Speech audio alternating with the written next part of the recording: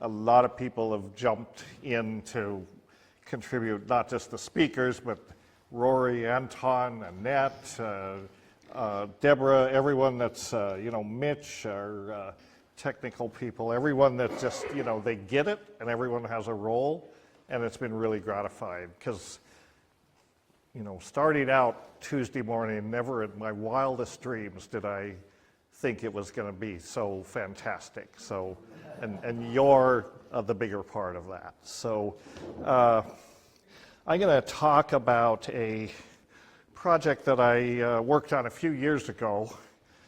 So it's all kind of old news in a certain way, but it will be new to you. It's called Bioprospecting for Psychotherapeutic Drugs in the Amazon Rainforest. As you can see there, I'm going to sit down most of the time, I guess. So mental and emotional disorders takes a huge toll on society, and these figures are out of date, but you get the idea. There are 37 million physician office visits in 1997 for mental disorders, many for depression, anxiety, schizophrenia, alcoholism, drug abuse. All of these things are enormous health problems on a global scale, and take a great deal of resources, and are just really a terrible thing, and the incidences of these things are going up.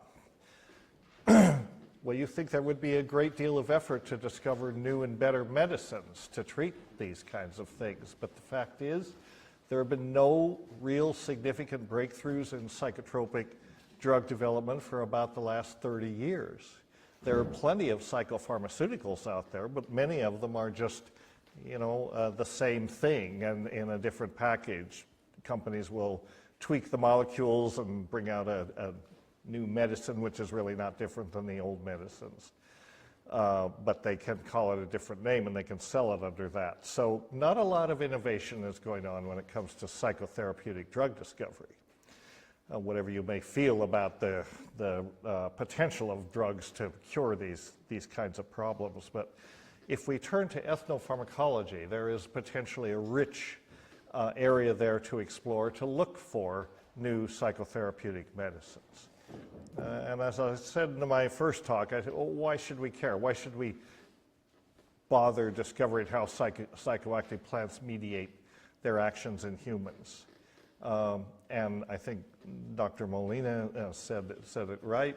As I said previously, novel chemistries from the natural world lead often to new lead structures, and as often as not, they lead to new pharmacologies or new understanding of pharmacological mechanisms. So it's not that the natural products themselves may end up in the clinics, but what you learn from them as they're used in traditional context may lead to the discovery of new medicines that do have clinical efficacy. So Dr. Molina referred to this ancient and hoary paper I wrote in 1996, Plant Hallucinogens, Springboards for Psychotherapeutic Drug Discovery. I think that was for the Serotonin Conference. And if it wasn't for the kind intercession of Dr. Nichols and Mark Geyer, this thing probably never would have seen print.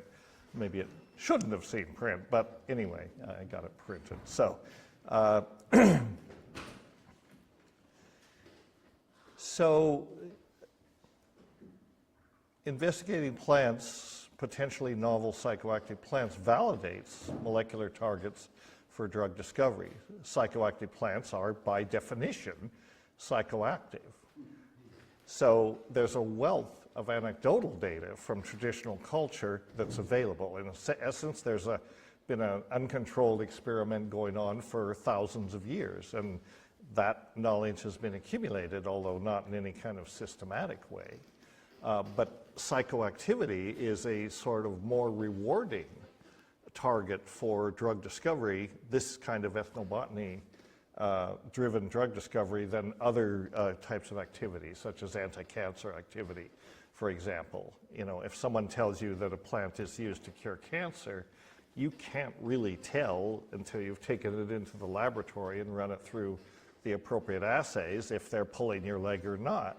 If someone tells you that this plant relieves pain or causes vision or relieves anxiety or whatever, you can pretty much, you can test that in the field, you know, as long as you're not too reckless, and kind of confirm that they're telling you, they're giving you the right information or not.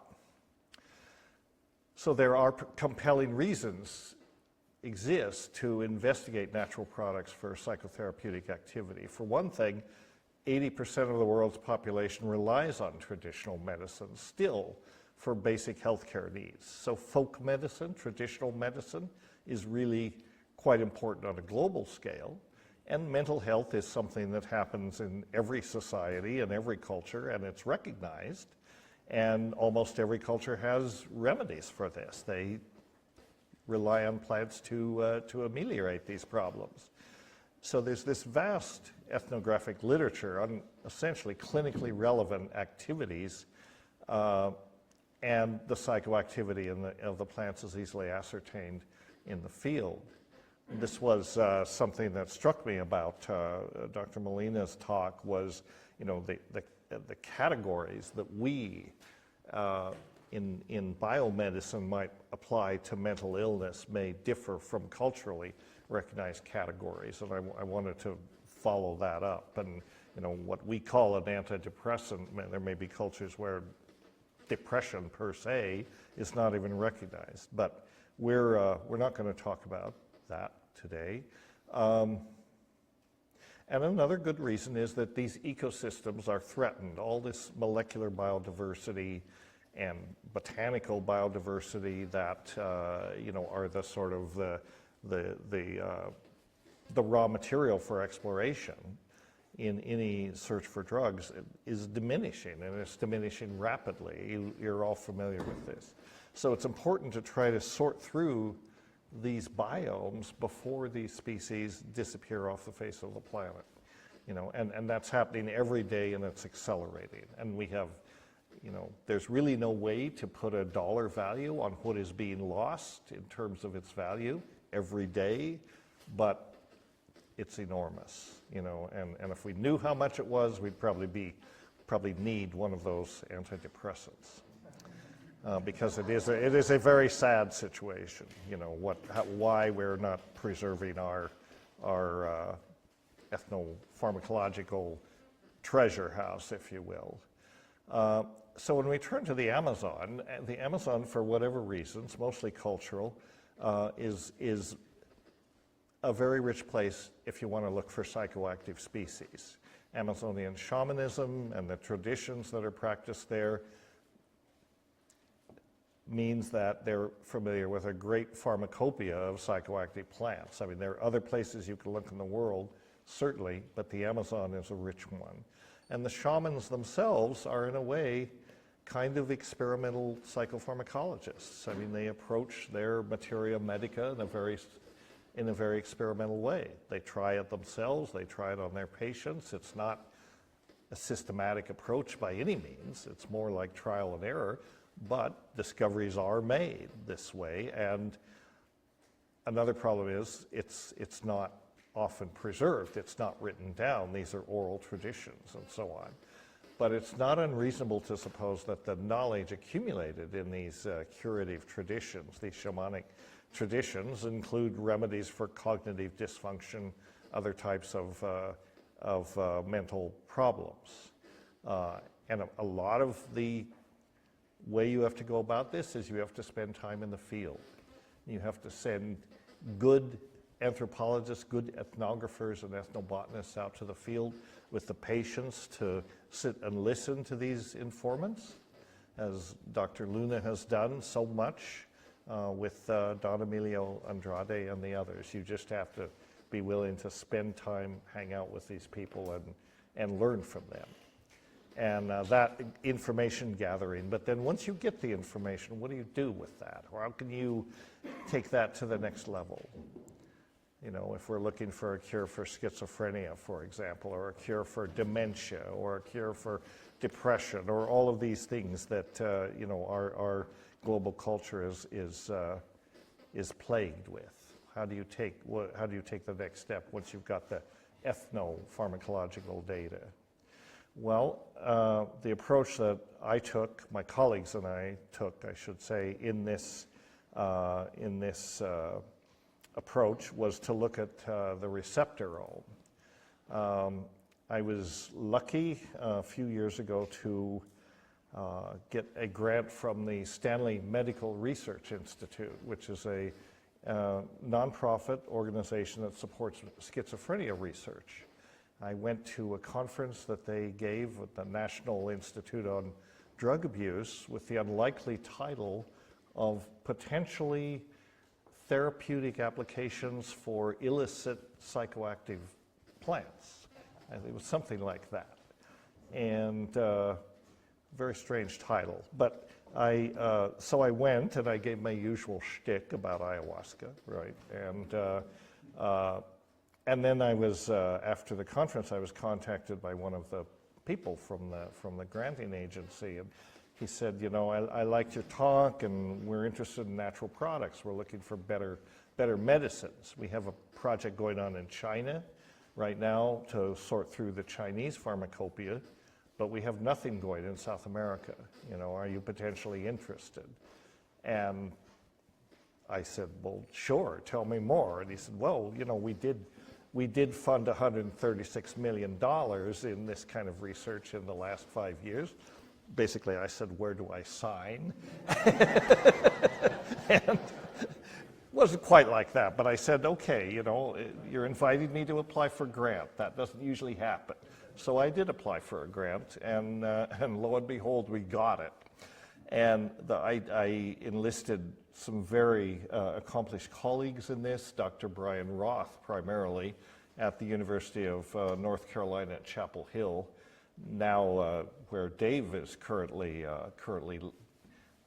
enjoying his retirement, I guess. He doesn't talk much about what he's doing there, but he has an affiliation with Brian, and Brian is a well-known serotonin pharmacologist, and he also runs the National Institute of Mental Health Psychoactive Drug Screening Program, which is one of the few instances where your tax dollars are probably doing some good. So I knew Brian and I knew Dr. Roth, and I said, maybe we could approach this through receptor screening. And he's talked about the receptorome, right, which he's the world's expert on. The receptorome being the entire complement of receptors in the genome, including the non-G protein coupled receptors and transporters. Most of the receptors of interest for this project are G protein coupled receptors.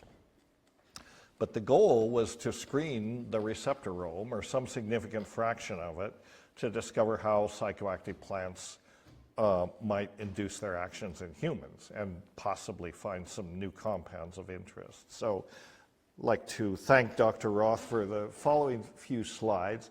This is one way you can depict the human genome. And these pie-shaped slices are assigned to different gene complexes and different functionalities, essentially. And the blue slice here is the part of the genome that's devoted to signal transduction. And that would be neurotransmission, hormone target interactions. Any signal transducing molecules would come somewhere in this. And the receptors represent about 1/20th of the genome, and of that fraction, the G protein coupled receptors, which are the primary targets of this project, is only about 2% of the genome. Transporters, such as the serotonin transporters, only about 1.7% of the genome. And if you then focus in even more, in more detail, the so-called group A, G protein coupled receptors comprise a family of about 274 receptors, and the biogenic amine receptors are just a small fraction of that. And this small fraction of what you might call the biogenic amine receptors, the serotonin receptors, dopamine, acetylcholine, and so on, are a small part of this signal transduction complex of genes, and those are the ones that we focused on primarily. And we used a technique that may be familiar to, I know will be familiar to a lot of you, so-called radioligand receptor binding. This is a widely applied technique, and as they say, the devil's in the details. But overall, it's a very simple thing. If you have a radio-labeled ligand, a radio-labeled drug, essentially, that usually is labeled with tritium. You can incubate it in vitro with brain tissue, or these days they use cell lines that express specific receptors on the surface of the cell. So they only have one type of receptor. And you simply try to add increasing concentrations of an unlabeled drug. You have your labeled drug up here, in this case, kynic acid, which is an excitotoxin. You add another compound, and you determine the level that inhibits half the binding. And so by various calculations, you can determine essentially the affinity of the drug for that receptor. And affinity is what you want. You want low affinities, right? Micromolar, nanomolar, or lower, and that's kind of, that's what you're looking for when you do this kind of broad screening. And you have to kind of decide what's the cutoff. You know, you look for the high affinity compounds. So in Dr. Ross' laboratory, they screen routinely for many of these neurotransmitters. The serotonin receptors, the dopamine, muscarinic, histamine, the transporters, the opiate receptors, all of these. We didn't screen for every receptor on this list, and I think when it was made, they now have many more screens. But we screened for a good swack of them, and we looked at the receptors that are known to be associated with some of these mental disorders. So we had quite a palette, and essentially what we're doing in the study is we're bringing together the ability to look broadly at these extracts, and then we're bringing the molecular diversity that you find in the Amazon together, and we're trying to bring these huge data sets essentially together, see if anything emerges out of it that might be worthy of further pursuit, and eventually isolation and development of a new medicine. Another important resource that we had access to at the time was the NaprAlert database. That is a natural products database that's maintained at the College of Pharmacy at the University of Chicago. And it's kind of fallen into disrepair in the years that have passed, but it was extremely useful because NaprAlert contains information basically on the traditional uses of plants, the chemistry and the pharmacology of plants and plant extracts. So it's a good place to start. They have many different activity codes. They have over 600 different activity codes, these 5-digit codes. And so we just selected out the ones that have to do with CNS activity, broad range. So the 11s here, the first 2 digits are all 11, you notice, so that defines the activity, and then these others are specific for different types. So first of all, we went through the NaprAlert database, and using these activity codes, we pulled out the genera from the Amazon that might be interesting based on their activity. You could also get information about the chemistry, the predominant compounds in these genera if they have been looked at. And of course, if you're looking at the Amazonian biome, there are huge gaps, right? I mean, a lot of this has not been well investigated. So there's a great deal of guesswork that goes on with this. But, you have to start somewhere. And so this is kind of just an examination of, or a visual diagram of how we do it. This is actually for the abstract of the paper that we eventually published in the Journal of Ethnopharmacology. They now like you to give a visual abstract. So it's pretty simple. It really should begin here over at the project database, because we did a lot of the, we did the literature search and data sort of collection first in a way, and so we had an idea what to look for before we went to the field. And then we did go to the field. Most of this work was done around Iquitos, and my colleague Juan Ruiz, who is the director of the herbarium there, was really the one that made it possible. So we went to the field, we made collections, and also herbarium voucher specimens of everything we collected, the quintessential and absolutely necessary herbarium specimen, which were deposited in several institutions.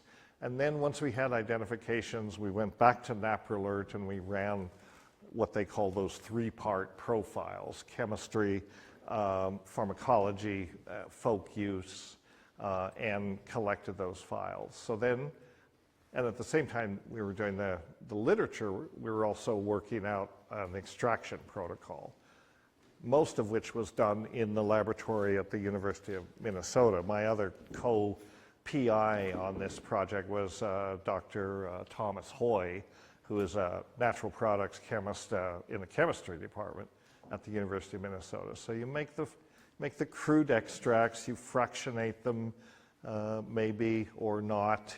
But anyway, you get them into one of these assay plates, and you saw, if you watched the film last night, Dr. Ross Lab has these automated, roboticized screening technologies set up so they can run many, many extracts through in a very short time. So high throughput screening, you get the data, you analyze the data, you go back to the database, try and validate that. Eventually, hopefully, at the end of all this, you end up with a publication, at least, and maybe some further directions. Oh, sorry. Because it's very squeaky. Oh, yes. We have more squeaky chairs than not squeaky chairs. So that was the approach, and I'm not going to show you much data here because, for one thing, it's hard to represent it there. What you end up with huge tables, and I'm not going to show you slide after slide, but just a couple of this might be interesting. One of the things, again, from the NAPRALERT data was the folk use profile of the plants we collected, and we casted a wide net in terms of what might constitute CNS activity or psychoactivity. So here we've got some obvious things. This is really not a very good pointer. Like analgesic, anxiolytic, stimulant, about 30 categories or so. And some of them not so obvious, like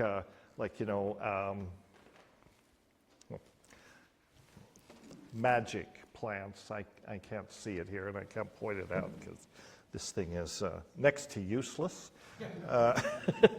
Okay. And then we also had data on the occurrence of secondary compounds in these collections that we'd made. And I should say, in the previous slide, I talked about collected species and targeted species, right? So targeted is basically what we, our wish list from the database, what we wanted to acquire. Collected is what we actually got in the field. So obviously they're not the same. And a lot of times, we collected species that weren't necessarily on our list, and a lot of species that were on our list we did not obtain. And then besides the folk uses, we also looked at the relative occurrence of secondary compounds, again, as reported from the literature, alkaloids of any type, diterpenes, indole alkaloids, different subcategories of secondary compounds. So that would give us an idea, of what the active principles might be. But this is all based on previously recorded data. We didn't do all that fractionation. We worked mostly, except in a few cases, we worked mostly with with crude extracts or semi-purified extracts. This is kind of the key slide if you want to look at this work from the kind of 30,000 foot level.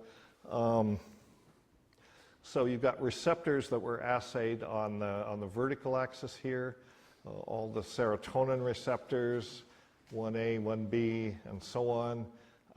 The alpha receptors, dopamine, the opiate receptors, the muscarinic receptors, the transporters, the dopamine, norepinephrine, and serotonin transporters. And then we just basically looked at it in a fairly descriptive manner.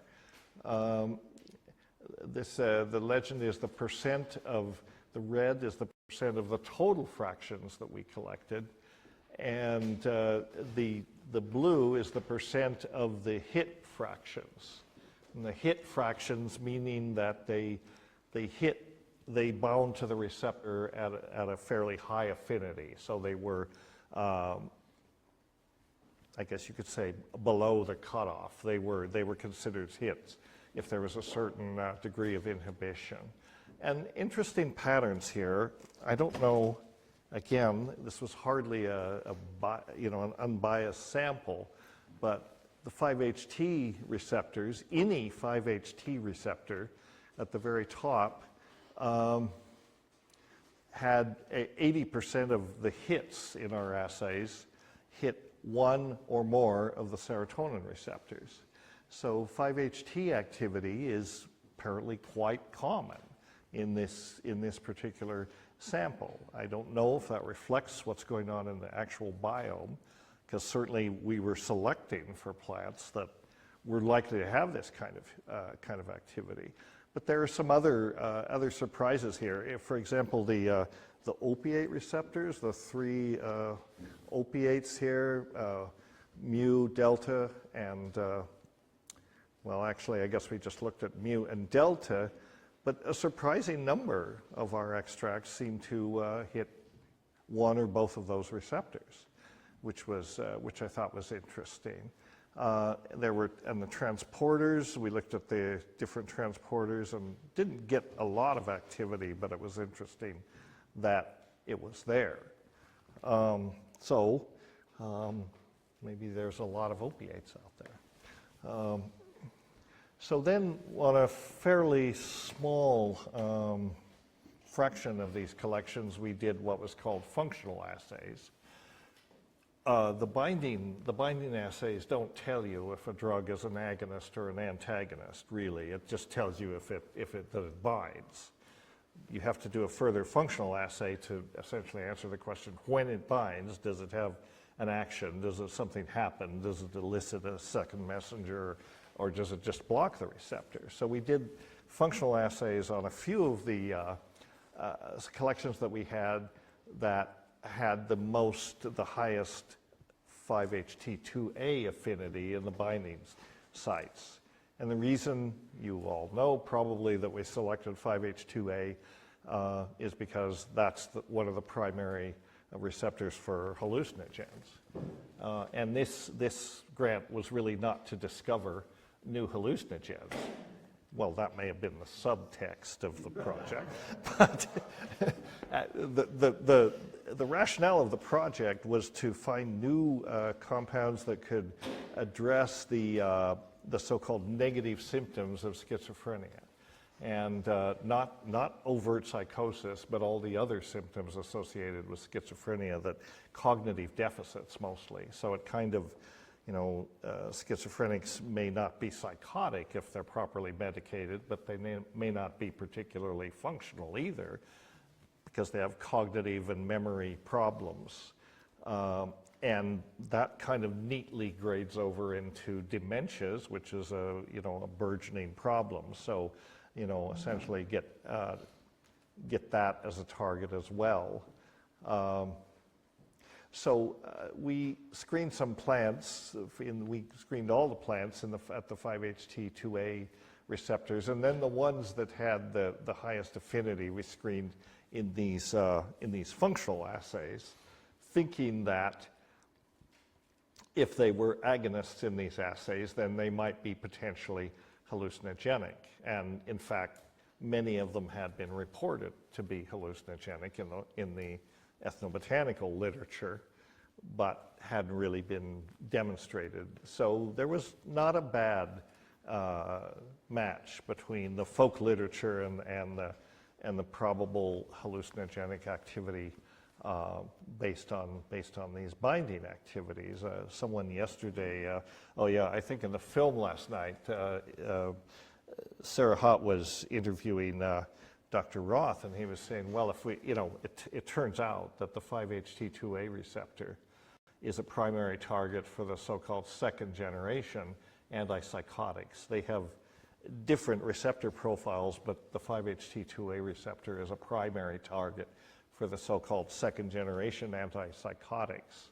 And Dr. Roth was saying, well, out of this screening might emerge a compound or more if 5-HT2A activation is a hallucinogenic effect, maybe some of these compounds will block that and then potentially be useful for mental health. But I had to think back when I started my postdoc at NIH many years ago. We were working on 5-HT2A receptors, and my supervisor was saying, yes, and maybe out of this we'll find a compound that is an anti-hallucinogen that we can use to block the hallucinogenic effect. And I was very disappointed. I said, Dr. Saavedra, I thought we were looking for better hallucinogens. He was not amused. So these genera emerged as interesting. And then there was ironically, an interesting, Schultes wrote in the early 90s about plants that he had collected over his years in the Amazon that could potentially be used to treat dementias, because he was coming down with dementia. Rather a sad story. He knew that he was losing it in a certain way, and so in some ways this was his gesture to that and his recognition of it. And he wrote about these plants particularly that had been reported to be used for dementias. And so we screened those with particular interest, and no particular patterns emerged, except the Tabernae montanas appeared to have kind of the right profile. And the Tabernae montana is a very close relative of Iboga. It's in the Posanaceae. And this genus is really well recognized for complex indole alkaloids. This isn't really a discovery, because it's known that these things, have these alkaloids, and they often work, on the serotonin receptors. But in terms of identifying a genus to focus on, if you wanted to do further isolation and bioassay and behavioral pharmacology or whatever, the Tabernae montanas emerge as definitely promising. And there were about 6 others that could be followed up, although our grant never got that far.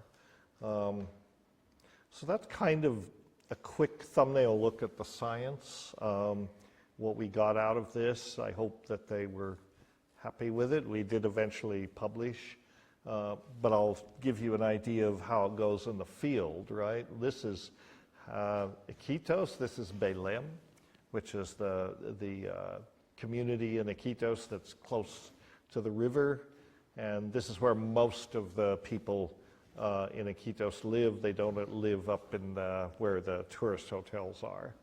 So it really begins here, lovely place, not particularly good at housekeeping, but and this is the Plaza de Armas in Iquitos.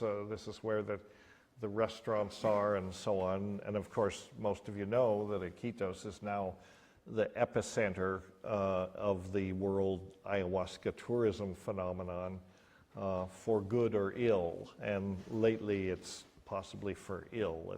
That's a whole other question that Dr. Fotio addressed.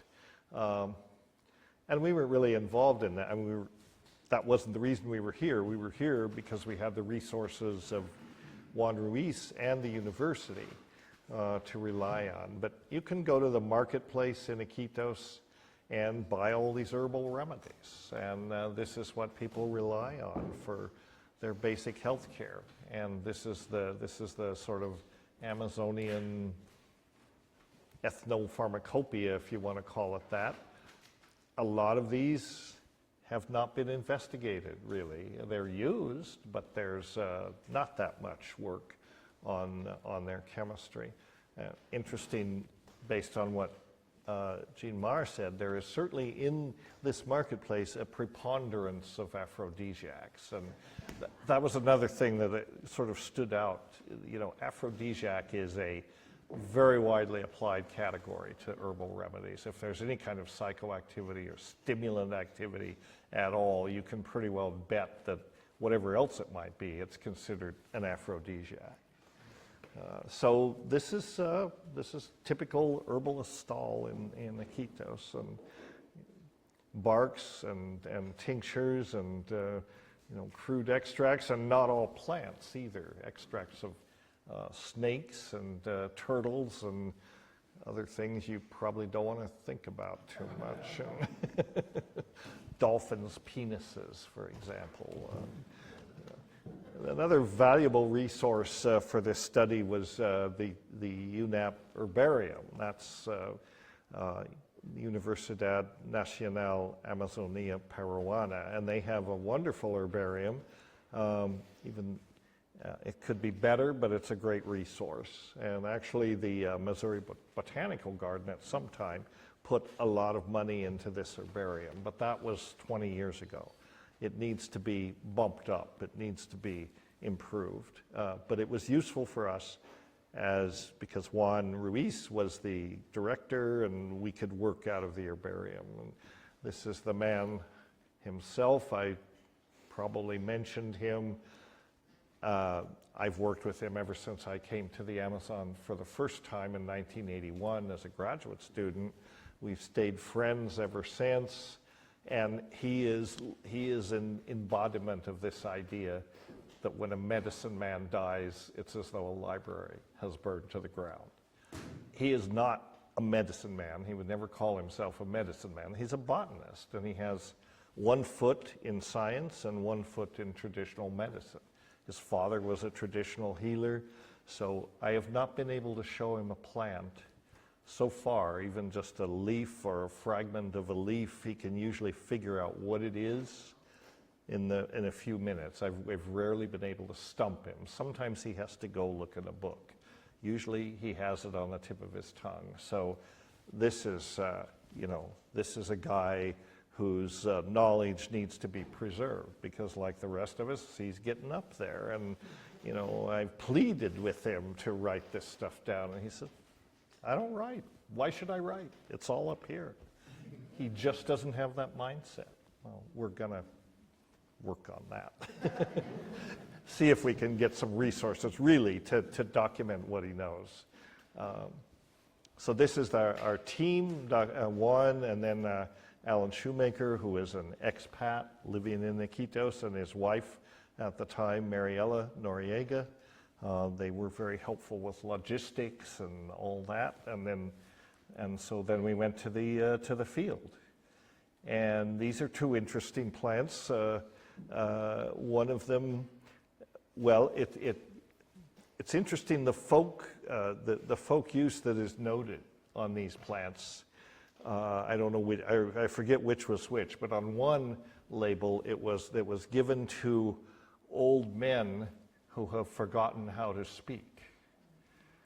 And the other one was given to old men who never stop speaking,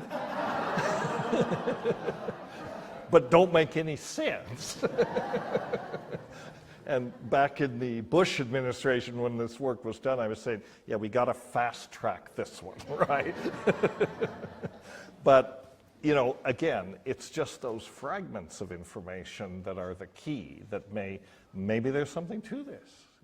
and so that needs to be looked at. Here's another one I mentioned the other day, Teleostachia lanceolata in the Acanthaceae, very common little ground cover, nothing nothing particularly stands out about it, but they say if you take a tea of the leaves, you'll have a 3-day psychotic reaction where you lose your memory and you lose your sight.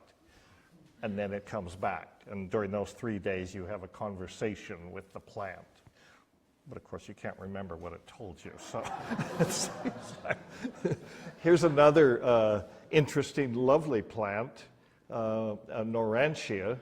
I believe it's in the Markgraviaceae. I'm not sure about this, but it is Norantia. And actually, I have to thank Dr. Plotkin for many years ago identifying this family. And he said, look at the Markgraviaceae. It's very promising. That's where you're going to find your novel psychoactivities. You remember that? Yeah. I don't know if that's true. You could have been. It is. Yeah, I think so. And very poorly investigated family at that. So we took a trip. We took several trips into the jungle by boat and otherwise. This was one of the first ones. We went up to the Arboretum at Genaro Herrera, a couple of days upriver by one of these jungle taxi 3-decker boats. This was on the way to disembark to the dock. I got out of the car and immediately fell into a ditch. So that, so I got my initiation, I guess, and get on these boats and travel, with the people, and eventually, after a day and a night on the river, we end up at Genaro Herrera, and this is our group. My friend Mike Mackey there on the left, who tagged along, Carlos Pabon, and our intrepid guide Richard Fowler, also known as Aku, and Juan Ruiz. So we didn't need so many people, but you know how it is. Interesting bunch of characters went out there. Carlos Pabon is from Puerto Rico. He looks like he could have come out of one of the gangs in East LA. He would fit right in there. He's actually a brilliant molecular neurobiologist. Aku, what to say about Aku? Well, he has had a long history, shall we say. I heard recently that he'd passed on, but he had been a guide in the Iquitos area for years, and it was typically, ex special ops, ex this, been to Vietnam, done it all, and his novel was, give me the coordinates, I'll put you there, but we never really called on those skills, but he was fun to hang out with. So this is the IAP, or Arboretum, the Instituto Investigaciones Amazonia Peruana. It's partly government and partly university. So it's an arboretum, but that doesn't mean the trees are, some trees are labeled. That's just a section of forest that's been set aside. So we went out, and our merry band, and a lot of these trees are big, you have to climb up to the canopy to collect the leaves and so on. And that's why you have graduate students, right? They get to do all the fun or dangerous stuff, when I attempted this, I probably got about 3 feet off the ground and gave it up, and then Juan, is just there and knows how to, collect these plants and recognize them. This is just a beautiful passion flower that we found. And interesting insects too. The stick insects were quite common, and the ants there.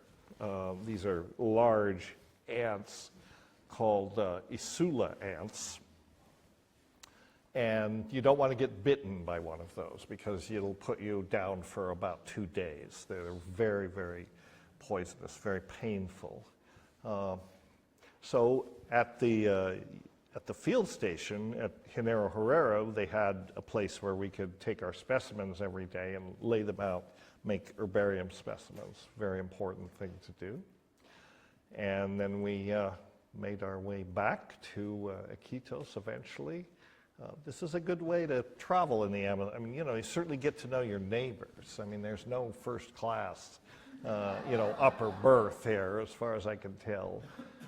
So we are back in Iquitos, and that's sunset over the Amazon. And this is the group of people that worked on this.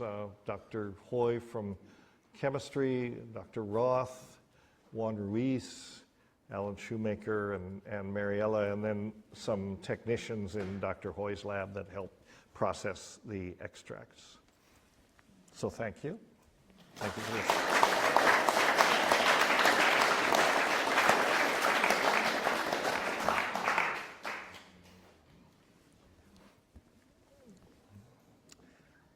It's 4 o'clock. Shall we have a break now, or I'm supposed to go to 4, but I think we'll pay better attention to Mark's speech if we take a little break, don't you think? Yeah. Looking forward to that. What do you think, 10, 15? 15. 15-minute break. Yeah. Please don't turn on your Wi-Fi. Thank you, sir. Yeah. Don't activate your...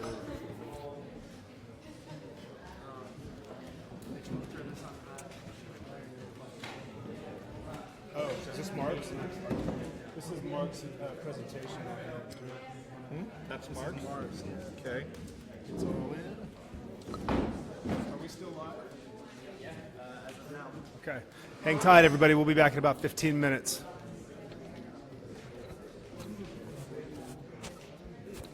You won't want to miss this. Tyrion final. Yeah, that's it. Very fine. Putting that right there, sir.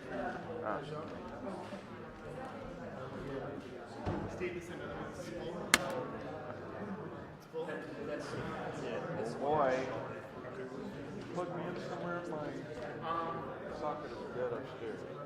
What? I don't need it to show. I just need juice. Yeah, I can. Do you know what that you use on there? Because I could just give you mine. And we don't have to plug in. We can map it there. Which So this is 85 watts. Oh, you have a different. Yeah. Oh, you got one of these? This one. How about that? Perfect. Yeah. Now it's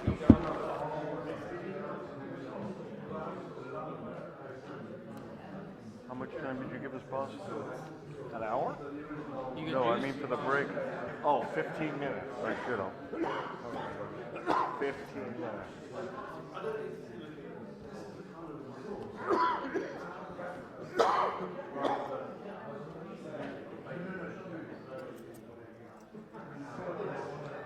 Play.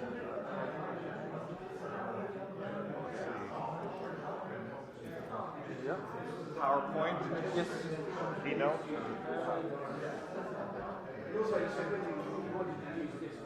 Doesn't matter. We can...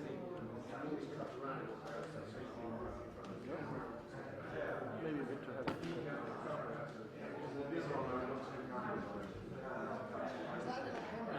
Okay, so it's 15. Yep.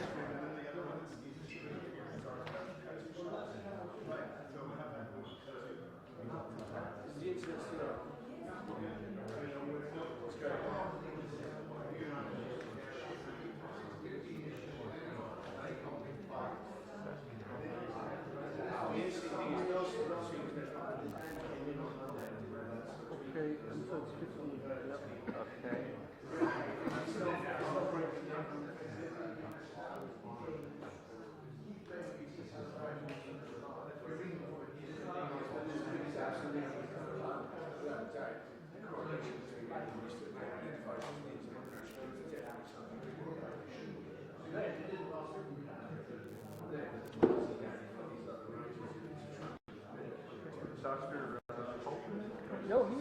the fact that he collaborated to get some other commitment for it. So probably yes. Well, I'm happy to be here. Thank you. Thank you so much. It has been an interesting week. A little bit tight. That's why. Yeah, I'm sure. Well, I'm sorry you couldn't No, it sounded wonderful. be present. Yeah, it's been a very interesting I'm sure it is. But the good thing about this one is I will be able to catch up on it online as Yes, that's true. That's true. You will be able to. I'm gonna. the case with the other ones. Quite right.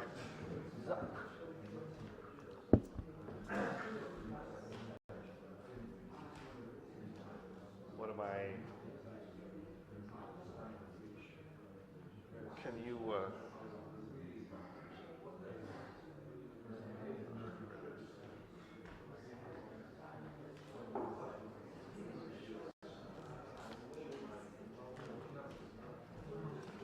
We got a couple of hours. I'm sure. What is our Oh, Anton? He's not in the room right now. He'll be back, hopefully. This is yours.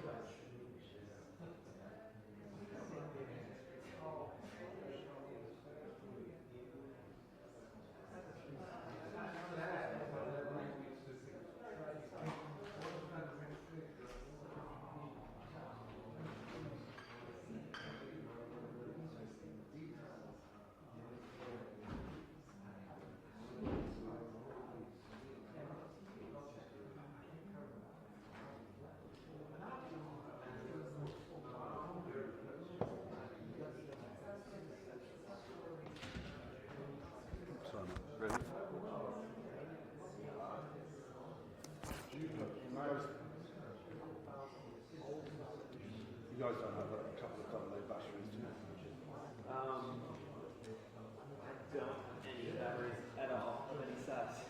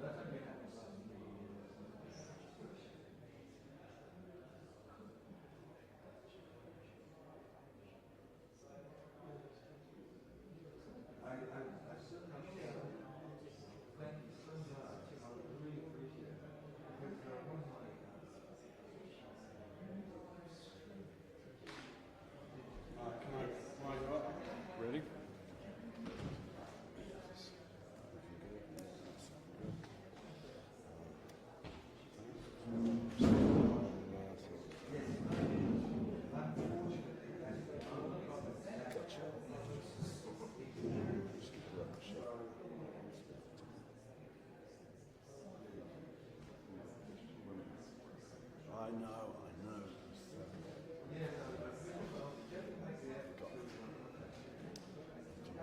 was one presenter I worked with did end up marrying her son.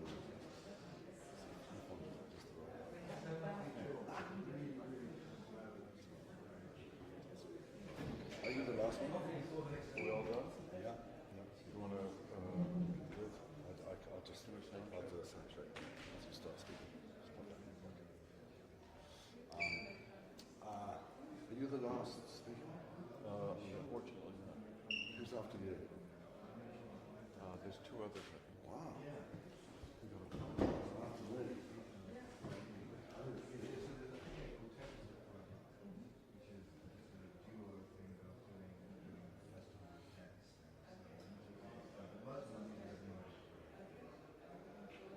You never heard his music?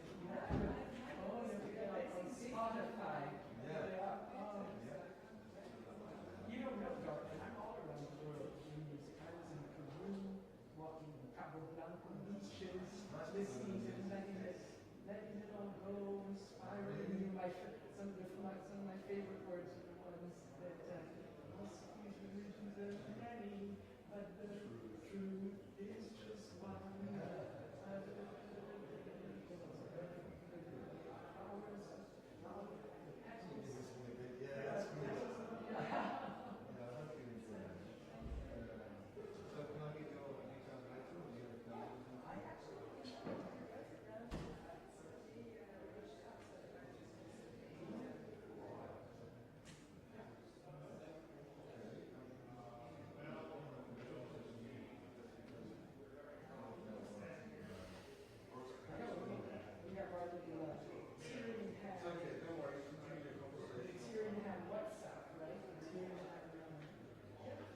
Group chat we have there from a year ago. You're based in Paris now?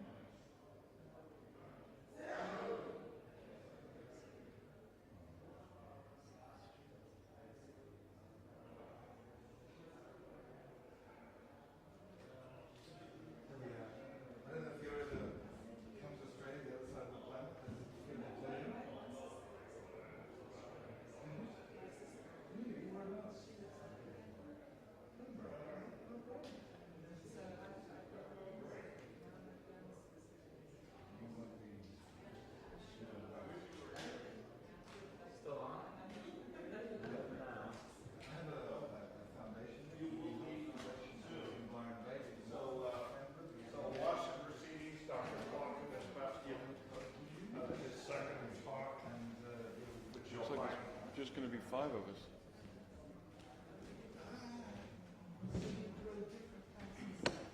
I'm not sure. Just a minute.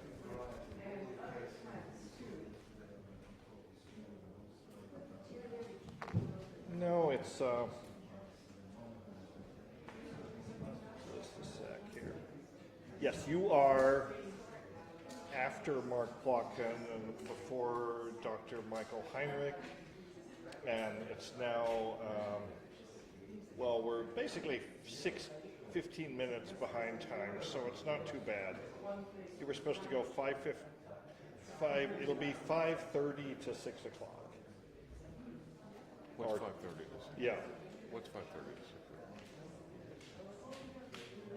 sure. Okay, great. I'll send you the link. All right, Dale. Hopefully it'll go well this time. Okay. Yeah. Okay. Bye-bye. What do you want, Bluetooth?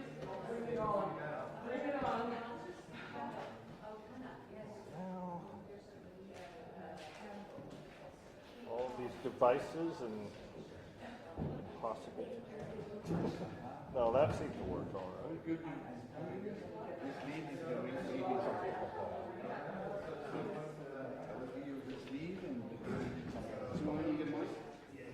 Just pulling it, like with a wishbone.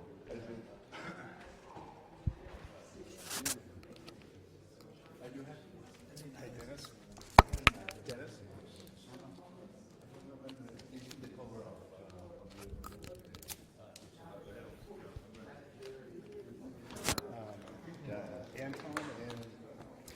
Anton and Roy are going to do just a quick little introduction for Tyringham.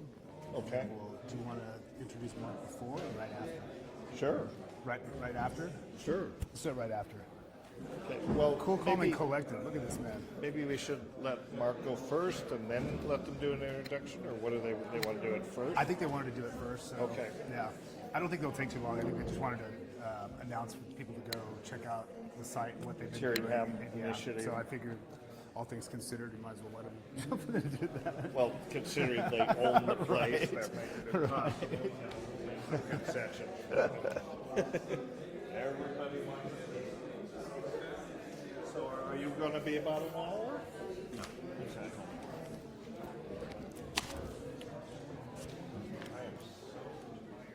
I'm feeling it too. If you don't want me to hook this on you, because are you going to hand the mic to I'll just hold to it. Anton as well? No, I'm just going to say something and that's it. Well, then, you don't need it right there. Okay. Cool. We're live right now. Okay. Yeah. I need a good nap, but all right. So I'm just quickly going to say something to the Facebook audience Yes, about the that's what. tuning. Yeah. Yeah, and Anton as well. No, just Okay. no pass, yeah. All right, as soon as we get. Where's Mitch? I'll be 30 seconds. Mitch, am I looking into this or? Okay. Standing or sitting? Standing or sitting?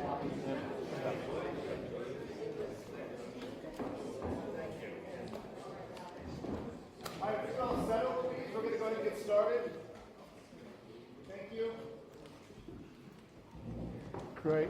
Okay, so sorry, I just wanted to say something to our long-suffering live stream audience, because I know we've had some technical difficulties and they missed certainly the introduction to all of this 3 days ago, and I just wanted to say hi.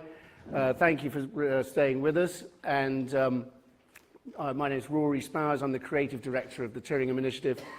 And I'd just like to point out that all of these talks are being recorded, along with all the events that we've done over the last 18 months, many of them in similar areas to this, which may well be of interest. Please go and have a look at our website, tyringhaminitiative.com, and you'll see a record of all the events we've done, which touch on entheogens, consciousness issues, ecological issues, indigenous issues. And please sign up, because then we can keep in touch with you about how all of this material is going to be released to our subscribers. But if you haven't subscribed to us on our website, we won't be able to get hold of you. So please go to the website and do that. Thank you very much. And over to Dennis, or straight to Mark.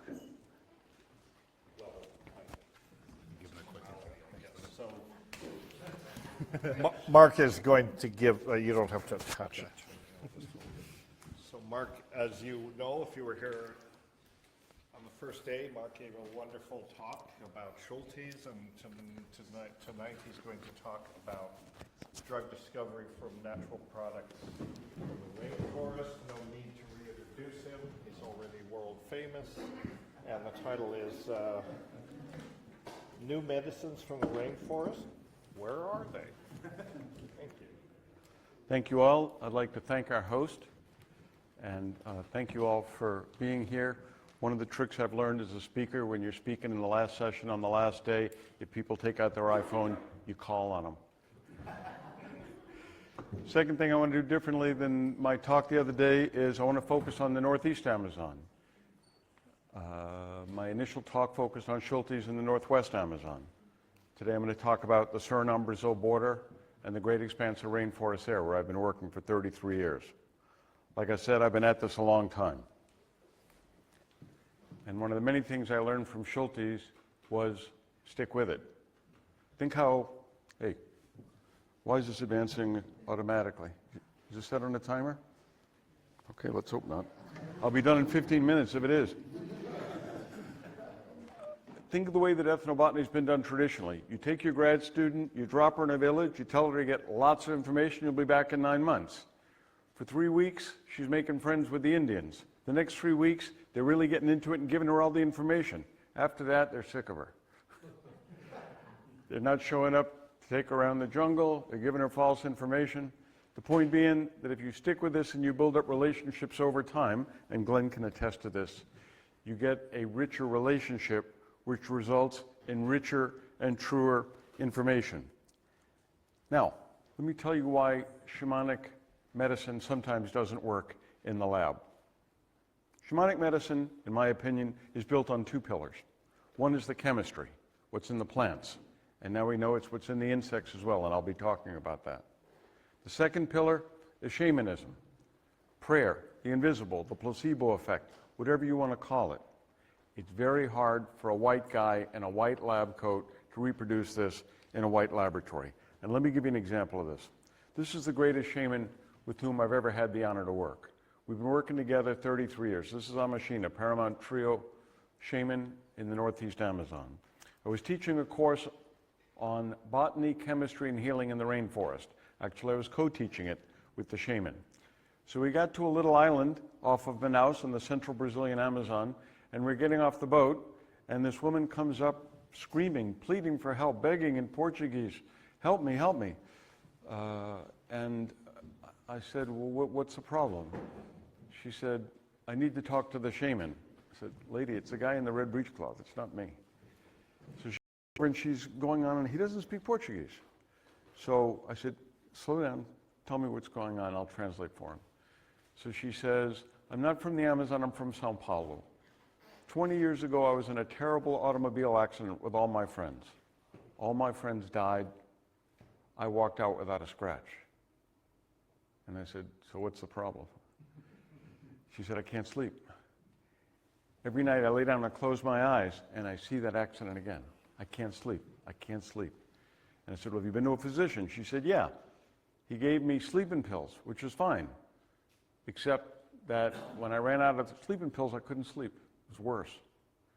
So I have terrible insomnia. Can he help me? So I turned to the Indian and I said, she can't sleep. And he gave me this cat and the canary smile and said, give me your machete. Now I measured this. He walked 9 meters and chopped down a bauhinia vine. So get me a pot. We got a pot. So get me some water. We filled it up. He said, tell her to come back in 3 hours. Now those of you who have worked in Brazil or traveled in Brazil knows these are the least punctual people in the world. 180 minutes later, there she sat.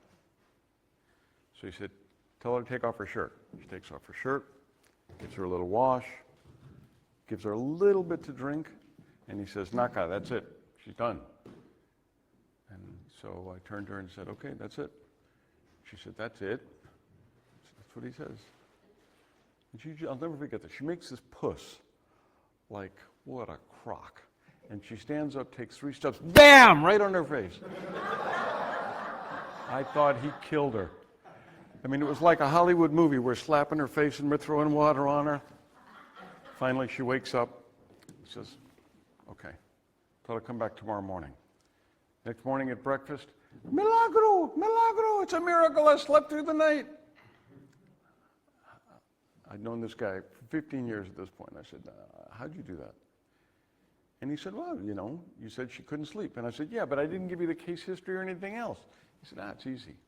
I looked in her eyes. Now, if you know the history of medicine, you know about iridology. Okay?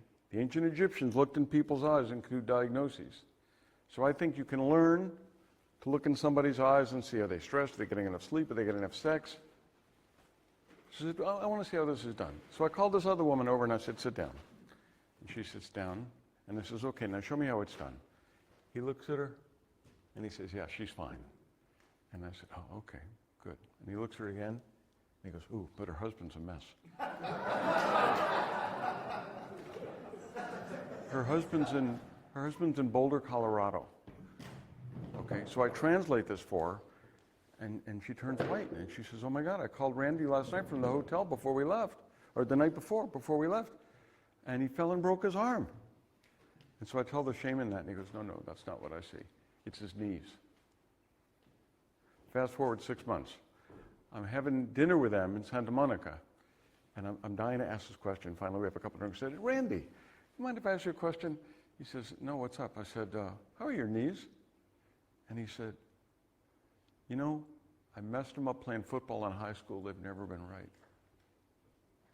So we're going to talk about bringing new shamanic medicine to the West. Some of it we can do. Alkaloids or alkaloids or alkaloids. The alkaloids in spruce's ayahuasca, as I showed you yesterday that were tested, were good 100 years later in the herbarium. The alkaloids from Waterton's curare I'm going to show you today were good 100 years later. But this kind of shamanic magic doesn't translate. And I want to make sure that this type of shamanic magic does not disappear over the precipice as the world changes, which for the most part is changing for the worse. So that is why they have a component. That is why they can use this component to sometimes cure things that Western medicine cannot. So I don't think anybody here would be foolish enough to think that shamans can cure everything. And I know that everybody here is not foolish enough to think that doctors can cure everything. And I think it's very important to know when to go to a shaman, when to go to a physician, and very important to know who the real shamans are.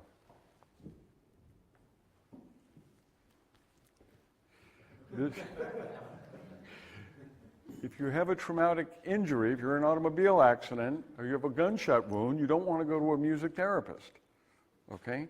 But if you have emotional issues, if you're not sleeping, if you're stressed out, shamans are the people to see. A shaman told me once, he says, you know what kills white people? Worrying about worry. Stress. What's the Western cure for stress? Anybody?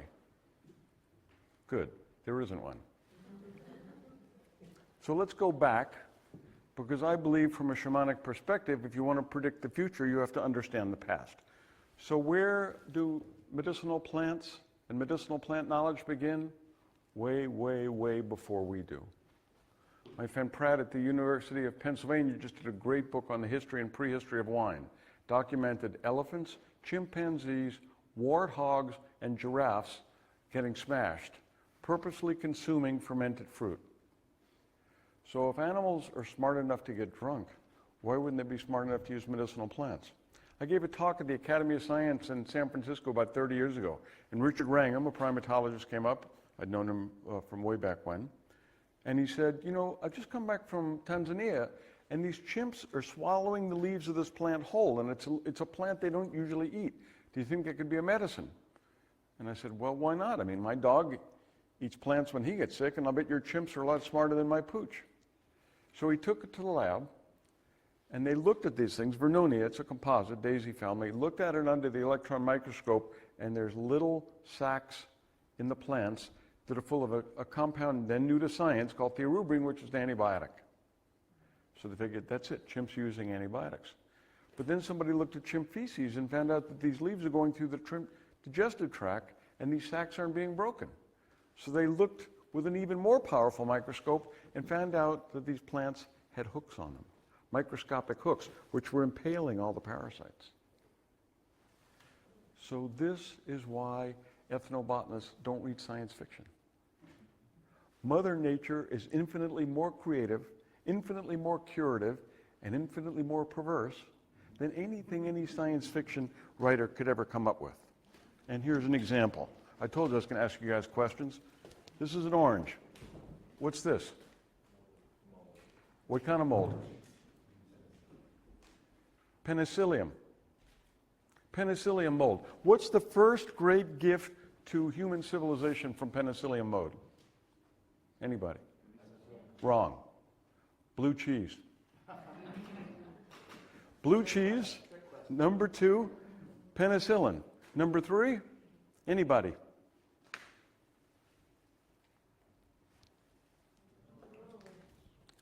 Statins come from penicillium mold.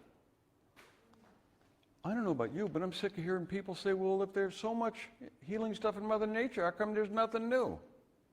Statins come from penicillium. I ask physicians this all the time. Nobody's got it right. Cover story in Newsweek. Cholesterol, statins. No mention of where statins come from. And what comes from psilocybin? You guys got a short memory. Maybe it's true what they say about marijuana.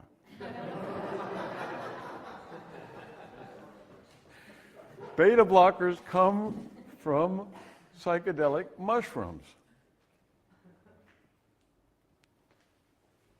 And what comes from Brazilian snake venom? Oh, since there's no medicine from the rainforest, what comes from Brazilian snake venom? ACE inhibitors. It's a $1 billion class of drugs based on venom developed from Brazilian pit viper. Now, we follow natural products.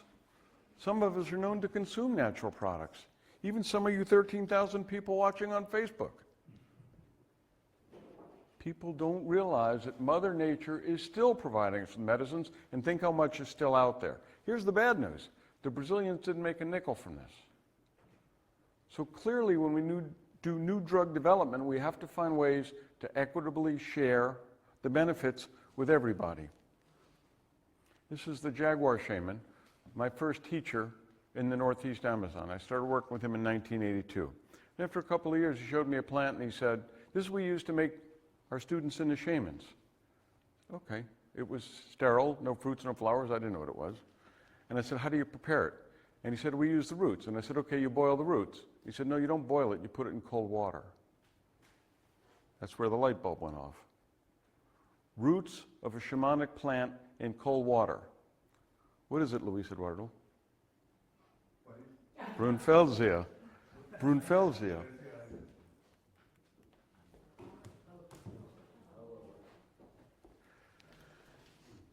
So this is a solanaceous plant that is known from the Northwest Amazon. Schultes and his student Tim Plowman reported on it. It's used for shamanic purposes. It's used for healing. It's a solanaceous thing. It's actually an ornamental as well. Nobody had ever known any use for this different genus from the Northeast Amazon. So the Amazon is one great forest, but the Trio Indians are 3,000 miles from the base of the Andes where they use Cheetah another species of Brunfelsia.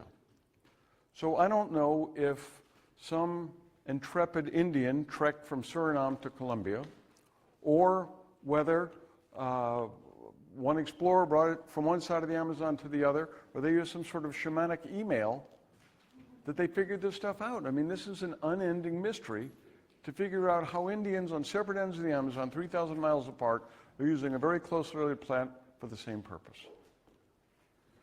So this is one of the mysteries we all want to unravel in terms of figuring out, A, how do people learn these plants? Is it from the animals? Is it from the look? Is it from the taste? How's the information shared? Because nobody knows. The more you study shamanism, the more you want to study shamanism. I was asked once how to define Western investigation of shamanic secrets. And I said, it's very easy. I said, it's like a Chinese box puzzle. The Chinese box puzzle, we all had it as children.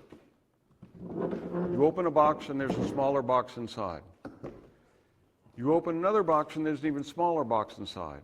And finally, you get it to where it's the smallest possible box with the ultimate answer, and you open it up and there's another box inside. So when I'm working with people and they don't admit they're a shaman until 12 years into the relationship, or they don't show me a plant until 15 years into the relationship, or they don't reveal the secret use of frogs until 30 years into the relationship, I realized the old 9 months, drop your grad student in the village, then come back and get her, not the way to go. And so all of us interested in finding new psychoactive plants around the world need to invest the time in the field and develop the relationship to take it to the next step. And no matter how much you know from these people, and how much they opened up to you and taught you, and Glenn can back me up on this, there's always more out there. So when I hear from people, well, you know, we got quinine, we got coca, I don't think there's anything left in the rainforest. I'm here to tell you, they're wrong. Look at the great talk Stacy gave on peyote this morning. It's useful against bacteria. So psychotropic drugs and plants are useful against bacteria, and I wouldn't be surprised if some of the things that we find as antibiotics turn out to have psychotropic properties as well. Remember what Dr. Roth said last night. Okay, you're looking at this hallucinogenic compound, and then you look at the receptors to figure where it fits, and that's going to teach you how to treat schizophrenia, because it's all about mood. So I don't want to get us locked in the Western box of saying, no, I'm only here to study psychoactives, and I'm not interested in a treatment for Staph aureus, or vice versa. Because the shamanic worldview is it's all connected. When I got into this business 30 years ago, I actually had somebody say to me, who gives a shit about the Amazon? We've got to worry about population growth. That's what's destroying the earth. Now I have people saying to me, well, who cares about the Amazon? We have to worry about climate change. It's all the same thing. Population growth is destroying the Amazon, and the destruction of the Amazon is driving climate change. So this idea that, oh, well, we just have to solve poverty, and then we can worry about the environment. Okay? We need to deal with LGBT rights, and then we can worry about inner city something. Not true. We have to address all these problems because they're all interrelated. How are we doing? Giddy.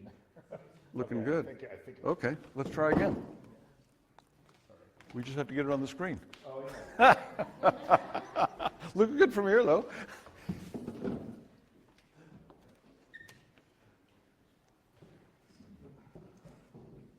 So, the point I want to make is that human relationships take time. And the idea of the Tarzan film that I grew up with, which is you get in the village and you say, take me to your leader, and you do the dance, or you become blood brothers, whatever, and you're cool and you're in, it's not true. Nobody you've just met is going to tell you their most intimate secrets. Why would Indians be any different? So you've got to live with them, you've got to hunt with them, you've got to eat with them.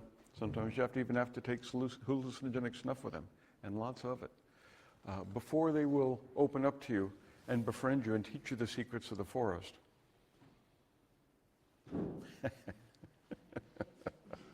You want to try on another computer? Try mirroring. No, I think. All right. Try mirroring. That way you see what they see. Mirror. Try mirroring.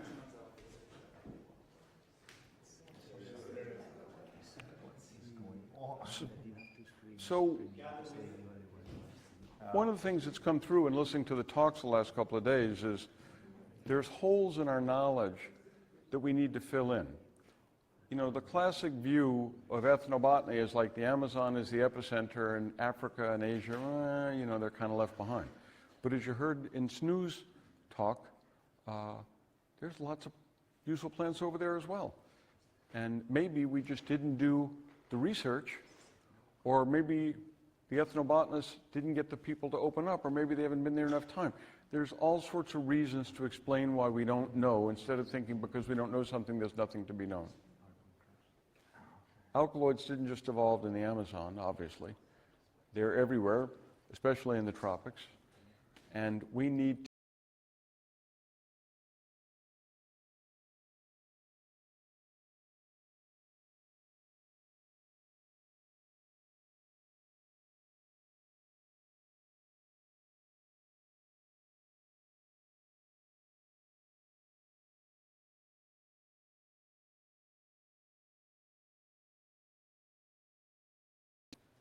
I gave a talk in Berkeley a couple of years ago, and this guy said to me, ethnobotany, that's so cool, I'd never go to a doctor. And my response was, well, I hope you don't get appendicitis. because you're going to die. Another time I was giving a talk in Berkeley, and somebody said, well, I only take plant medicines because they can't hurt you. And I said, you ever hear of strychnine? So the amount of ignorance is quite stunning. And I guess it's our job to bring this message to a wider audience. You know, I live in D.C., not a very receptive audience for what we've been talking about the last couple of days. But as you pointed out, Keeper, there were a lot of people against a lot of what we're in favor of for a very long period of time. And when Schultes came back from Oklahoma, in the pictures that I showed the other day, when he came back from Anadarko, the first thing he did was go to Washington and address a committee on why the indigenous people should have access to peyote. And I think that's an example for all of us, because if we're not out there fighting the good fight, it's going to close in on us, especially in the climate we're living in now.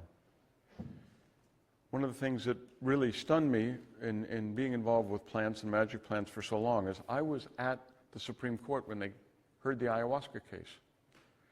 And things were expected to be pretty dire. You're looking at a very conservative Supreme Court against Jeffrey Bronfman. And about halfway through his lawyer's argument, Scalia, one of the most conservative people to ever serve on the court, stopped the lawyer and he said, look, Let me see your. you want to do it from my computer? Is that easier? No. Okay, it's Turing final. Scalia said, I don't understand what we're arguing about. This is just religious freedom. Case closed. What do you think, John? And Justice Roberts? And he said, yeah, religious freedom. I don't see why there's any disagreement here. I'm giving you a very short version, but that's essentially what they said. The two most conservative guys, they just said religious freedom. So at a time where it's very tempting to get into this us versus them, the enlightened versus the unenlightened, here were these guys who I would never thought would have been our allies, essentially ruling in our favor. Now some would say that's the magic of the alkaloids, but as far as I know, these guys hadn't taken any up to that point. So Jeffrey Bronfman is now the official high priest of ayahuasca in the States, and he owes it to two Catholic guys on the Supreme Court. How cool is that? Anyhow, what I want to do in the time remaining, if there is any, is walk you through some of the experiences I've had in terms of new drug discovery. You know, when Dennis and I first talked about this presentation, I thought, you know, I'm going to read all the meta-analyses and the overviews, take a telescope to this, but that didn't have much interest. If you turn the telescope around, it's a microscope. So I thought it would be more illustrative and certainly more enjoyable for me to talk about my personal experiences and where it's leading me to think about how to bring these new things along.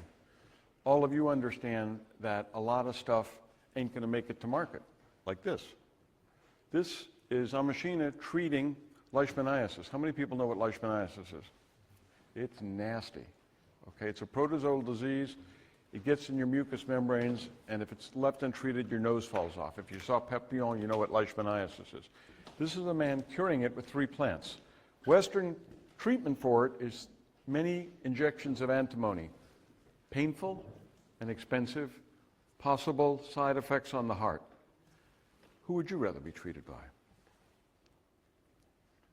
Speaking of Dr. Schultes, when I was working under him at the museum 30 years ago, Wade Davis went off to Ecuador to work with the Waoranis.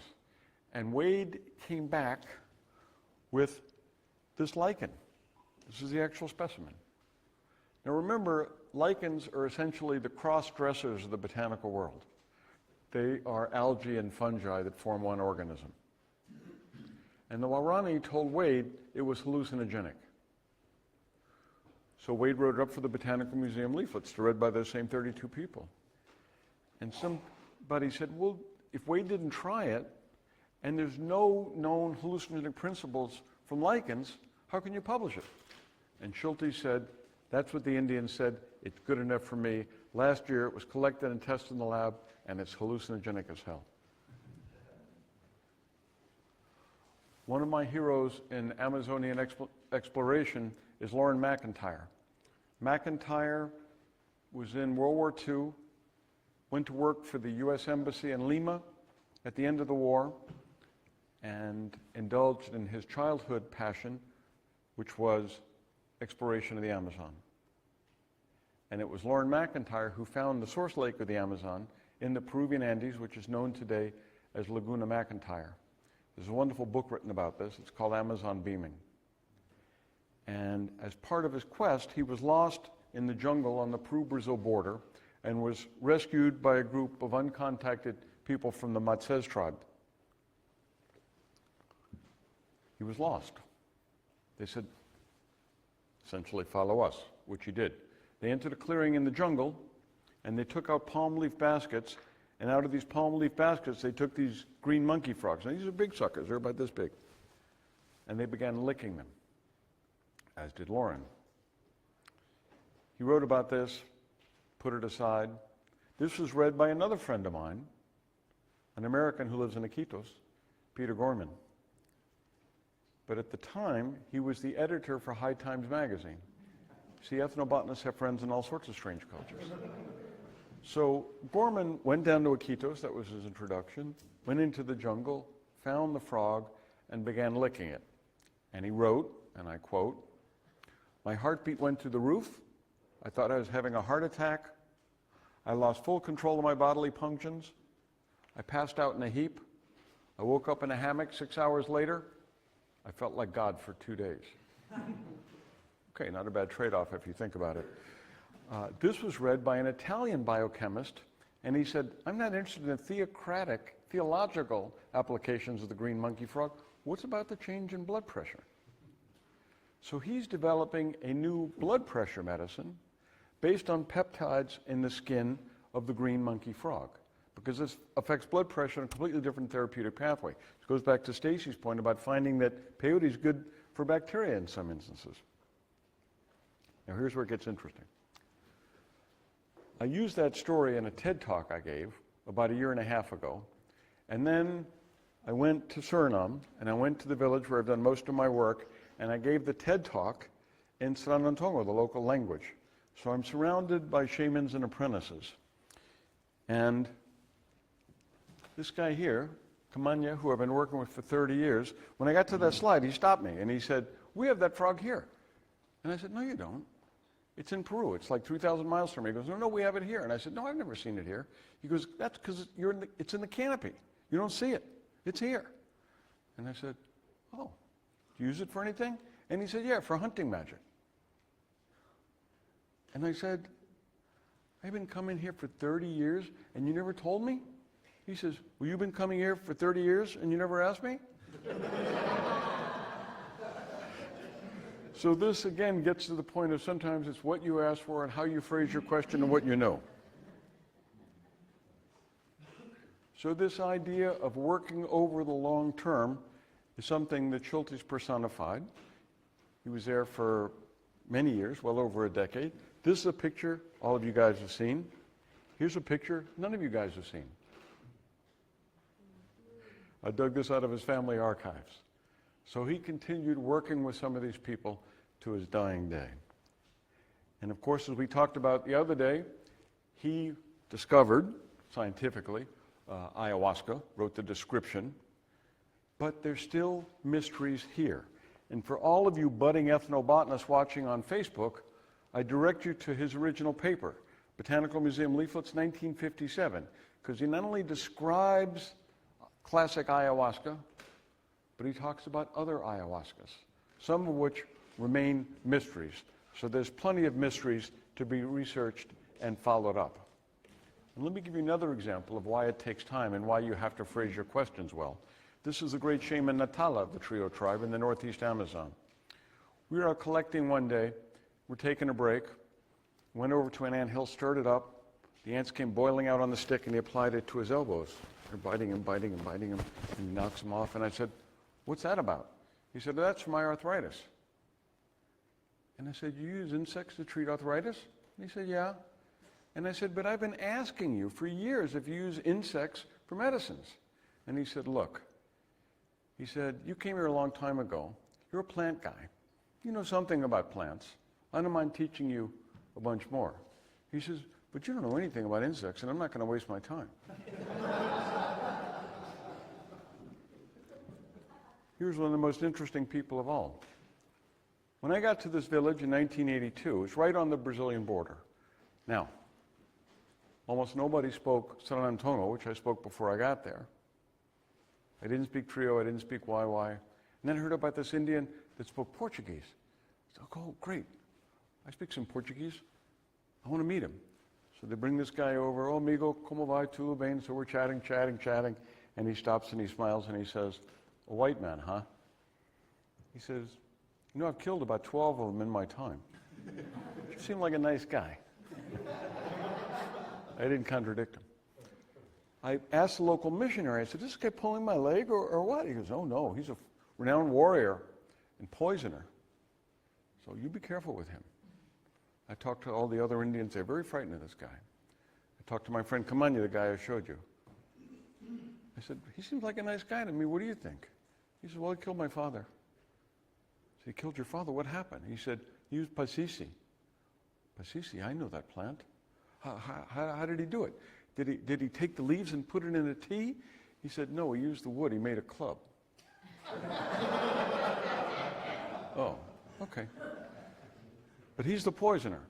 So I'm asking this guy, tell me about plants, tell me about medicines. Like, I don't know anything about that stuff. Tell me about poisons. I don't know anything about that stuff. This goes on for 12 years. Then I'm working up skin disease. I've taken a dermatology textbook, I brought it to the village, and I'm sitting there with all the great shamans, and I'm saying, now, do you know this disease? They know a disease, I have a name for it. And in Trio tribal ethnobotany, if a shaman knows a disease, he'll have a name for it, or she'll have a name for it, and have 5 or 6 or 7 plants. So I'm showing these skin diseases. This guy says, gives me 5 plants, this guy gives me 7 plants. This guy wanders in, and he's sitting there with a big old smirk on his face. I said, what are you doing? Why are you smirking? He says, I know that disease you're showing. And I said, yeah? You have a name for it? He said, yeah, I call it mutaiga. I said, you call it mutaiga, you know how to treat it? He said, yeah, I know how to treat it. How do you treat it? Well, I'd use this plant, and this one, this one, this one, this one, this one, this one, this one, this one, this one, this one, this one, this one, this one, this one, this one, this one, this one. 18 plants. 3 times what the neighboring shamans know. And I said, I don't get it. He goes, I'm the guy. I'm the paramount shaman here. And I said, you spent 12 years telling me you didn't know anything about this. And I'll never forget this. He leaned in and he pressed his nose up against mine, and he says, because I was just pulling your leg. Okay, I don't know about you guys, but I've never played a practical joke where it took over a decade to deliver the punchline. This is what ethnobotanists call Indian time. And before he died, shortly before he died, we're out collecting, he pulled this off a tree, and he said, see this, it's great for viruses. Any viruses, it'll knock them out. I said, okay. I collected it, thinking I'd get the information, get the recipe. I never saw him again. So that mystery remains. So where are we going to find the new medicines from the rainforest? One of the answers is plants. This is Carolyn Chabot from the University of Kansas, originally from Trinidad. Based on her work and her colleagues, a new species of beetle has been found in the Amazon every 3 days for the last 10 years. How's that for diversity?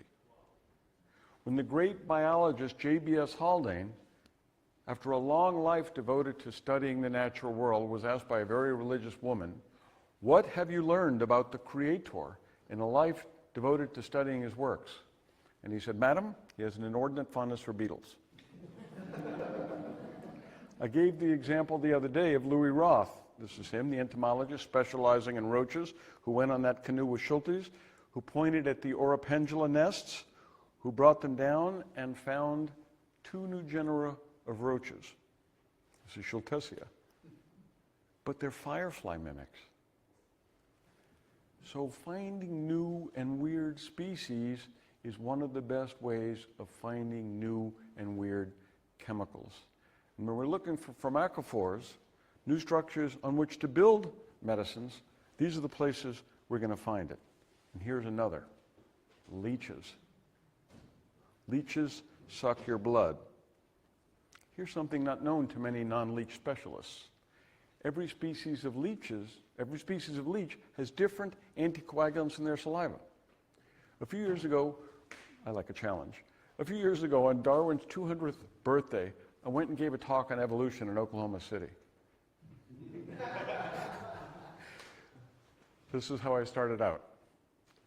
And I said, if you don't believe in evolution, and you do believe in God, can you explain to me how she had so much free time to give every single species of leech different anticoagulants? I'm still waiting for an answer. This is how blood coagulates. The coagulation cascade is about a 32-step process. The reason this is important, as our population ages, they're more prone to blood problems, stroke, things like that, and you always want to have medicines and new medicines to either accentuate, accelerate blood clotting, or retard or prevent it. The reason this is important is that every step is a potential phase at which you can speed up the process or stop the process. So every species of leech is important. And there's something I want to point out, that whenever I use this chart, I point out that at Harvard I was trained. If you're showing a totally incomprehensible, indecipherable chart, blame the audience and say, as you can clearly see. Now, we do grow things bigger in the Amazon. That is an Amazon caiman leech. They reach 10 inches. And they have a completely unique anticoagulant in their saliva, Hymentin. So big slimy things are important too. Another classic Amazonian example are vampire bats. I see you shuddering in the back. I'm going to make you shudder more. I got bitten by this thing. And we've all read accounts of how vampire bats slip up on you and they slice your skin. You don't even feel it. Bullshit. It hurt like hell. So this thing bit me, and I was bleeding like a stuck pig. But I knew why I was bleeding like a stuck pig, because they have anticoagulant in their saliva.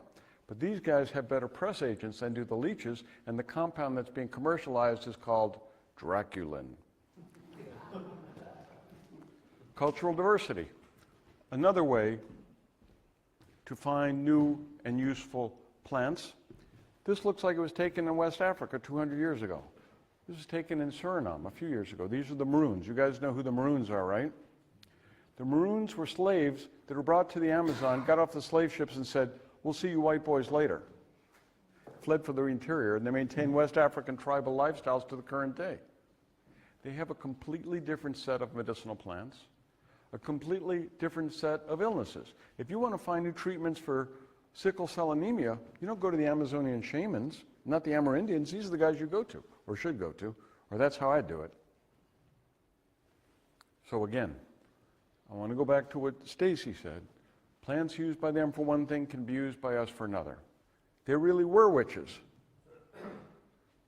And the way they flew across the night sky was they took the witching herbs and rubbed broomsticks with them. And when they sat on those broomsticks with no clothes on, they did fly through the night sky, but it was the night sky of their mind. I know most of you guys know this stuff, but in Colombia, physicians are learning from the Taitas, learning from the shamans, and using the leaves of these solanaceous plants, Brugmansia datura, for a variety of purposes. One is to heal bed sores, which are very difficult to heal with Western medicine. Another is for insomnia, which is another disease that Western medicine is very poor at treating.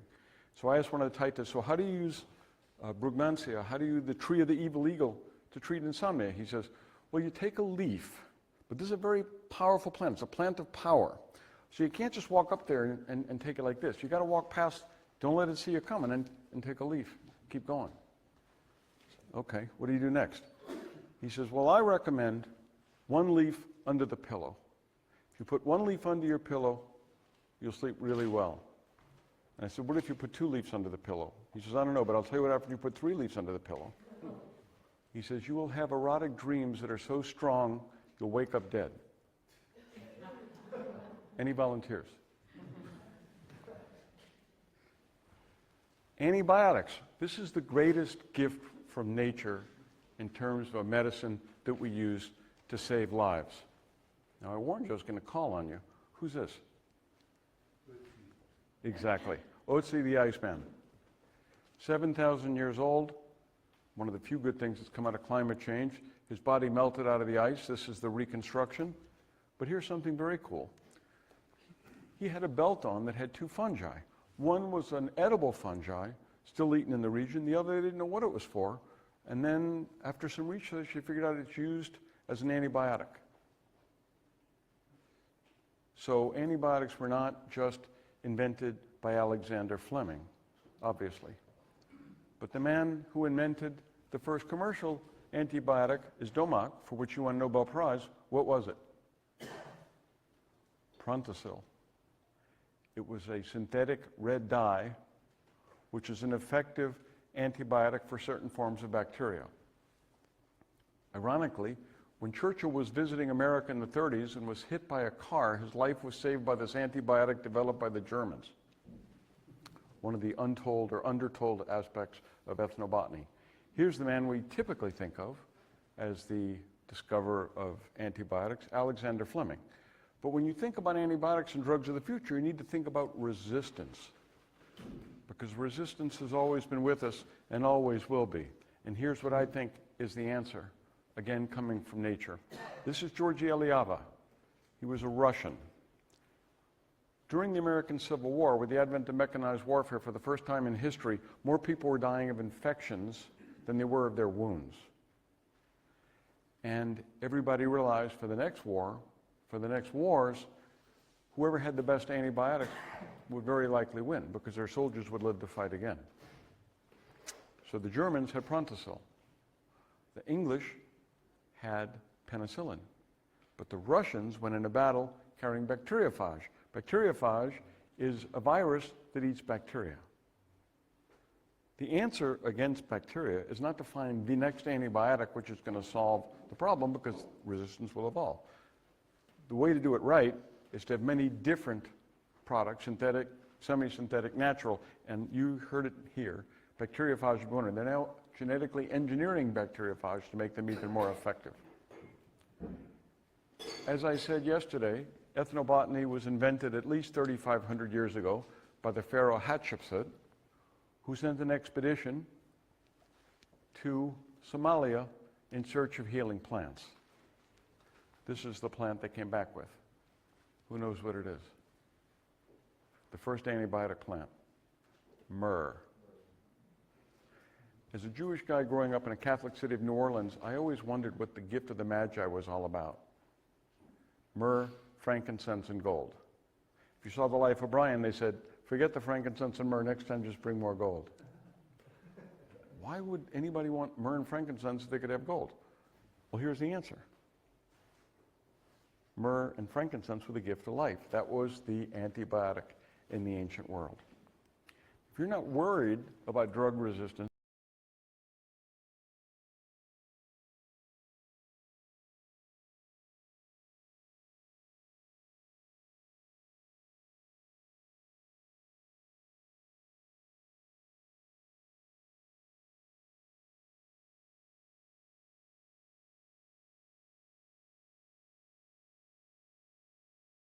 like a wax museum on fire. But here's my friend Kamanya treating a bacterial ear infection using local plants. So on the one hand, we need new medicines for new diseases, AIDS, bird flu, and whatever else is going to come down the pike, because other things will come down the pike. But we also need new treatments for old diseases like bacterial infections. And turning to classical myths is the way to learn how to defeat bacteria. Hercules faced the Hydra. He cut off a head. 2 heads sprung up. The way we can defeat the bacterial menace is just following Hercules' method. Outthink it. So, better hygiene, more antibiotics, bacteriophage, and whatever else we can find in nature. And again, it's back to the future for ethnobotany. We're worried about these new diseases. How about old diseases? How about drug-resistant malaria? You know how they're curing drug-resistant malaria in Colombia? Physicians, MDs, quinine bark. And when I said to this physician, how can you defeat quinine-resistant malaria with quinine bark? He says, this is what's wrong with Western medicine. We purify it, we want that one magic bullet. He said, this is a magic shotgun blast. Quinine bark has dozens of compounds in it. Not just quinine, quinidine, and many others. When you use that, it's much harder for the protozoan, the bacteria, the virus to develop resistance. Here's another reason why when people say, where are the new drugs from the rainforest, we don't have as many as we could.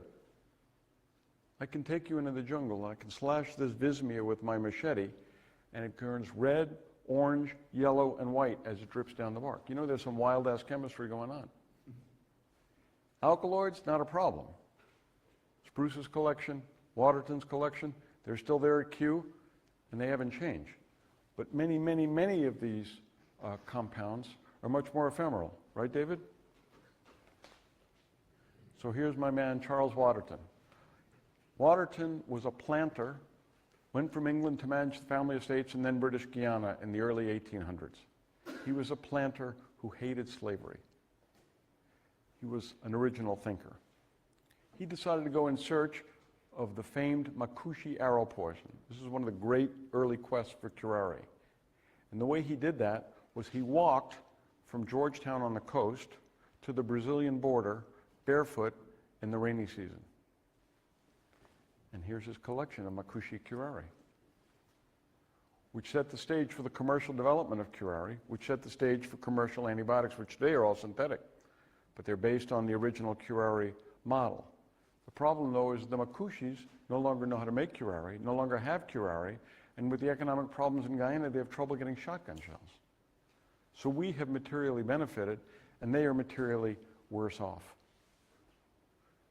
Again, one of the most urgent challenges in ethnobotany in the search for new jungle medicines is documenting that curare wisdom, even where they don't use it, because it's going, and it's going fast with the advent of the shotgun. Curare in the Amazon originally, or should I say aboriginally, was based on the northeast Amazon, which is primarily strychnos, to the west Amazon, which is primarily Menispermaceae moonseed family. But researchers turned up all kind of weird little odd curares. For example, in the northern Amazon, they found one tribe using Varrola. What's Varrola good for? It's a powerful hallucinogen. So you shoot the monkey in the tree and it's hearing Sgt. Pepper's Lonely Hearts Club Band while you run over and grab it. Homer Pinkley, Schulte student who was mentioned earlier, found them using a cinnamon tree, a Laraceae, as a curare. Curare means it's biodynamic. There's something in it that causes a change in the mammalian body. So this is the original formulation, D-tubocurarine chloride. This is the original Northeast Amazon curare, Strychnos guianensis. And here's my friend Coite with a curare admixture. How many people knew Norman Farnsworth, the pharmacognosist? Okay, that man could cram 7 curse words in one sentence. I counted. Nobody talked like he did. So I kept finding these Indians using Strychnos guianensis, which is very toxic, but they'd always mix in some piper, some black pepper, which is non-toxic. And I said, Professor Farnsworth, why are they mixing a non-toxic thing in with the toxic stuff? And he said, don't you fucking get it? It's the fucking bioavailability. It goes the fuck up when they put it in with the fucking poison. Well, I still remember that line. But what it means is the blood takes in the poison more quickly. How did Indians living in the forest with no bioassays other than themselves, and the game animals, figure this out? Just like with ayahuasca, combining chacruna with Banisteriopsis. You got 80,000 species to choose from. How did they know those two fit together?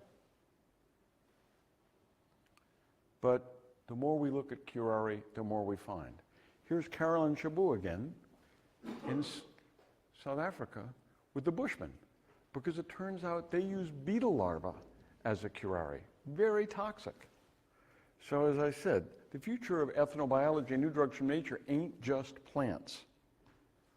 Bugs, there's more of them, and they're quite great chemists as well. They've certainly been around a lot longer than flowering plants. And here's one of the great examples. Epiphytobates from northwestern South America. This is a very powerful arrow poison based on the skin of the frog. Now, what's the origin of this poison? And I think this has some answers for us in terms of new compounds in nature. When they took these things to the lab, John Daly, who did the original seminal work on poison dart frogs, and they had laid eggs and tadpoles and they grew up to frogs, they didn't have any poison. Well, these are poison dart frogs. How can they not produce poison? So they tried to figure out what was the origin of the poison. So they thought it must be a fear response. So they had graduate students chase these little tiny frogs around, scare the you-know-what out of them, see if they could scare the poison out of them. It didn't work. Somebody released these things in Hawaii, in the Manoa Valley. And when they looked at them, they had a completely different cross profile of poisons. It's what they were eating. It's the bugs they were eating. So a lot of these things we're looking at have stuff inside them. Okay, you heard the example of the endofungi yesterday, where the plants have fungi in them that produce the good stuff. So this is what I mean when I say that Mother Nature is full of mysteries.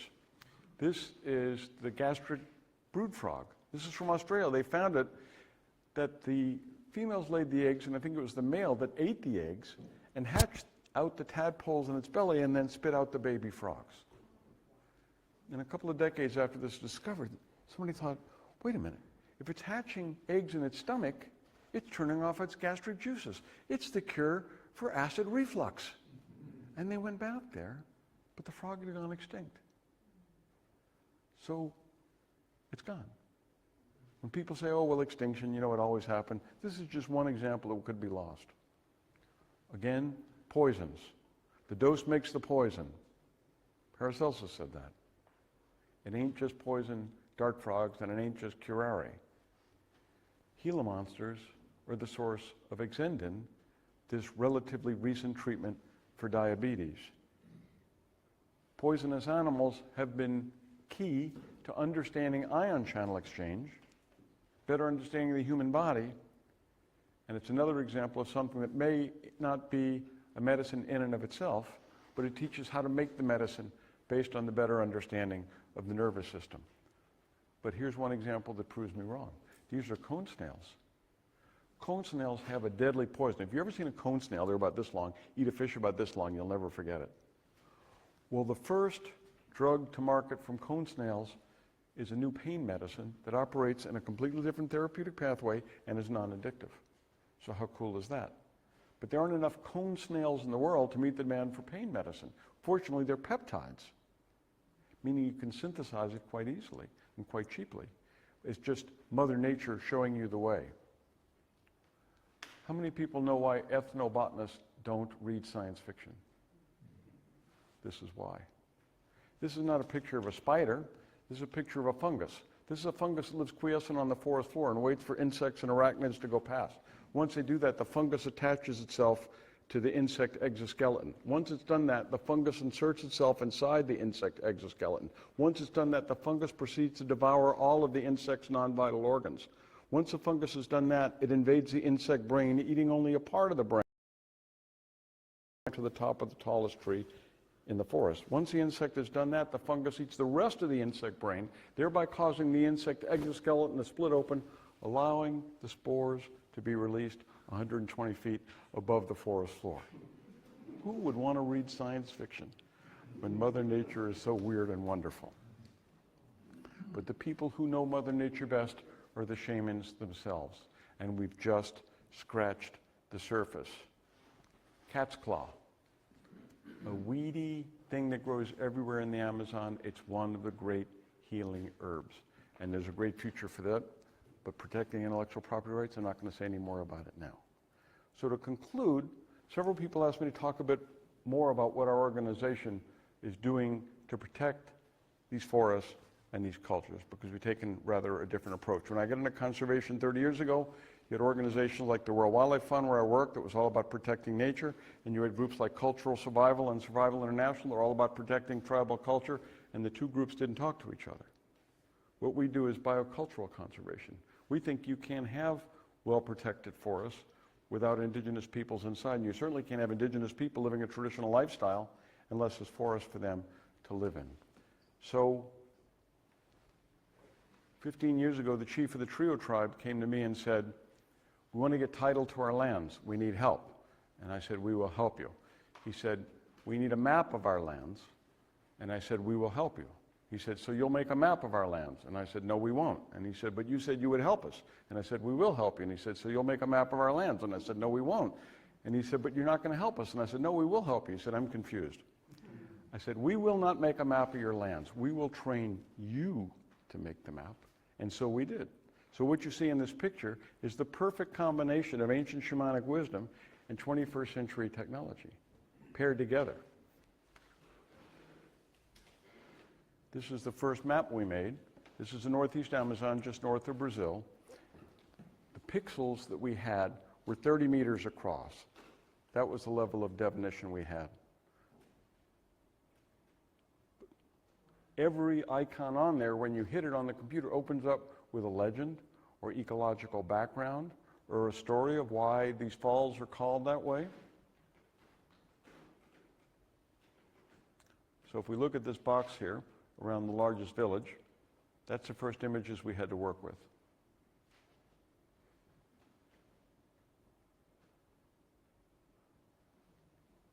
Here's where we are now. A pixel was 30 meters across. Now it's 25 centimeters. So it used to be almost half a football field. Now it's a banana leaf. And the Indians have better maps than the bad guys, which gives them a leg up when they're negotiating with people who want to come in and establish extractive industries. Part 2 is a Shaman's Apprentice program. It's not enough to write down all this information, and we've all learned, the ones of us who've tried to do it, you can't keep up with it, there's too much. Plus, they will never teach you everything in a way that they will teach it to their grandsons and granddaughters. So the Shaman's Apprentice program has the kids writing down the information, but you can't preserve an ethnomedical system just by writing a list of plants, so we established Shaman's Apprentice clinics where they're practicing the medicine, and people come in and be treated, and it generates an income based on perpetuating the culture and protecting the forest. Next was indigenous park guards. We trained them how to patrol their borders. We all live in the center of our territory. If you live in the middle of a city, your dry cleaner's here, your kids' school's over here, just like them, except they're living in the middle of 10 million acres. They don't have title to the lands. So we established what were the borders through the mapping, and now they patrol the borders and keep out bad guys like the garimpeiros, the gold miners from Brazil. We've established park guard posts to block the entrance, where people were gaining egress and they can't anymore because it's staffed by local people, mostly indigenous. And I want to finish with the issue of isolated and uncontacted peoples.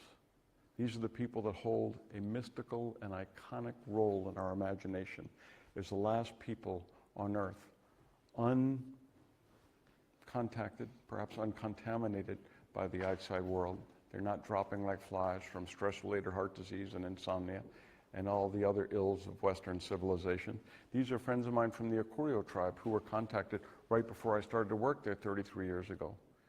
So from them, I hear the story of what life was like before contact, what life was like after contact, the pluses and the minuses. But I will say this, within 2 years, 40% of them were dead.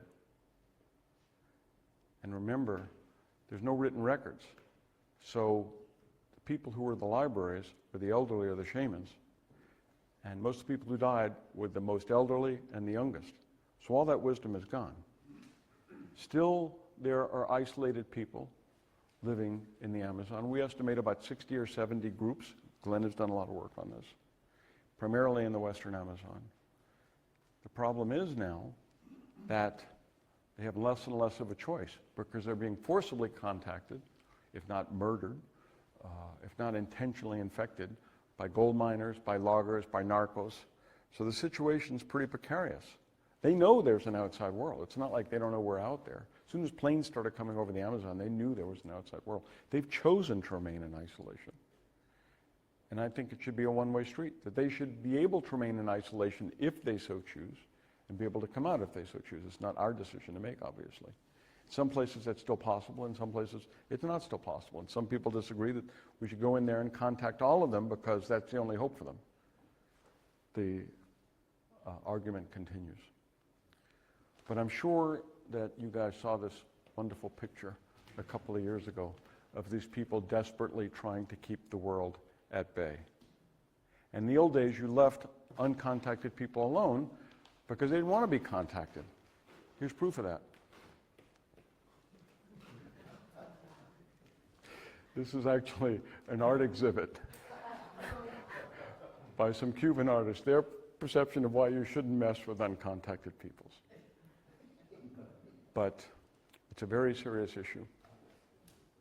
And it's one of the reasons we're so excited about Chiribiquete, the park I talked about the day before yesterday, in the Colombian Amazon, because the expansion of that park 2 years ago was expressly carried out to protect those tribes. The green is the park as envisioned by Schultes. As I said, he started on this in '43. It came to fruition in the late '80s. And the yellow is where the isolated tribes were believed to live, and the park has now been expanded around that to protect them. So there is indeed good news from the environment. And it's kind of a Zen thing that we want to protect people that we don't want to contact because they really know a lot of stuff that we don't. There are some concrete examples of this in terms of ethnobotany. The aerial wow in Brazil, when they were contacted, had an entirely new form of curare. It was based on a Brazil nut tree that is an anticoagulant. You had the Matses, when they came out of contact, they taught us about the magic frog. And even Camania said that he learned from uncontacted, but other frogs. And I was able to identify one of the frogs, and it's full of bufotenin. So the point being, the knowledge is much, much deeper and richer than we ever thought possible. But these are Chitanawas in the western Amazon who came out begging for help. They were chased out by narcos. And this is a sad state of affairs. There's no reason we should have got here. But it's time to decide what we want to do about it. When you look at people like this, you have to wonder if they're the canaries in the coal mine. There's some who say, well, you know, so what? I don't think anybody in this room would agree with that. I think we should protect these people. I think we should protect these forests. I think we should protect our planet. I think we should ultimately protect ourselves, because it's our own economic, botanical, medical, agricultural, spiritual, and most importantly, ethical interest to do so. And I've been supercharged by being with you the last couple of days and finding so many kindred spirits. So my parting message is onward. Thanks very much.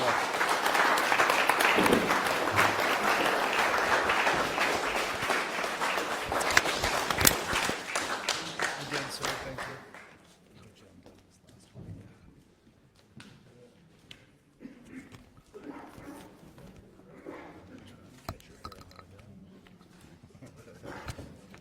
Thank you, Dr. Clark, and again, just a stellar presentation. Does anyone have any brief questions?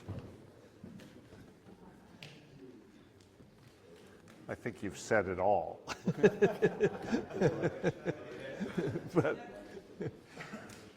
So we'll have Dale Millard's talk actually about his, it will be a shorter one than yesterday, about his recent expedition to Mozambique and some discoveries that he made there.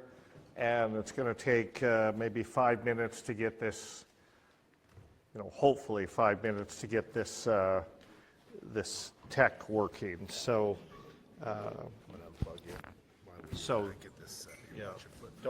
don't start up your Wi-Fi's, please. But it might be a good time to take a toilet break or whatever. Yeah, and I will, because I'm going to. Well, no, I'm good. I'm going to turn on my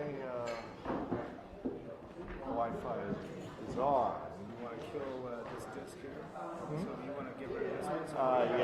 Yeah, probably. I would turn off any anything else that could be pulling anything from the web? Like, do you have calendars open, or just any applications that could be pulling from the web? Which is pretty much all applications. Yeah, I actually only have one. Oh, okay, good. However, I have to start it. Well, no, I have to start it